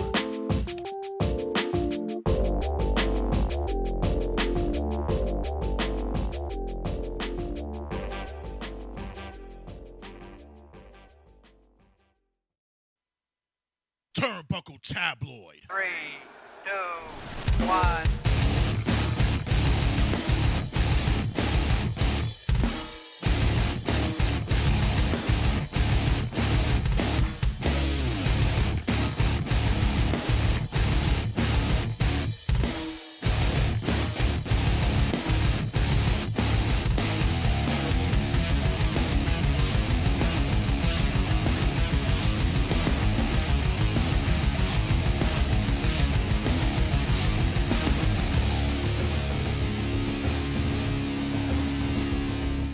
Turnbuckle Tabloid.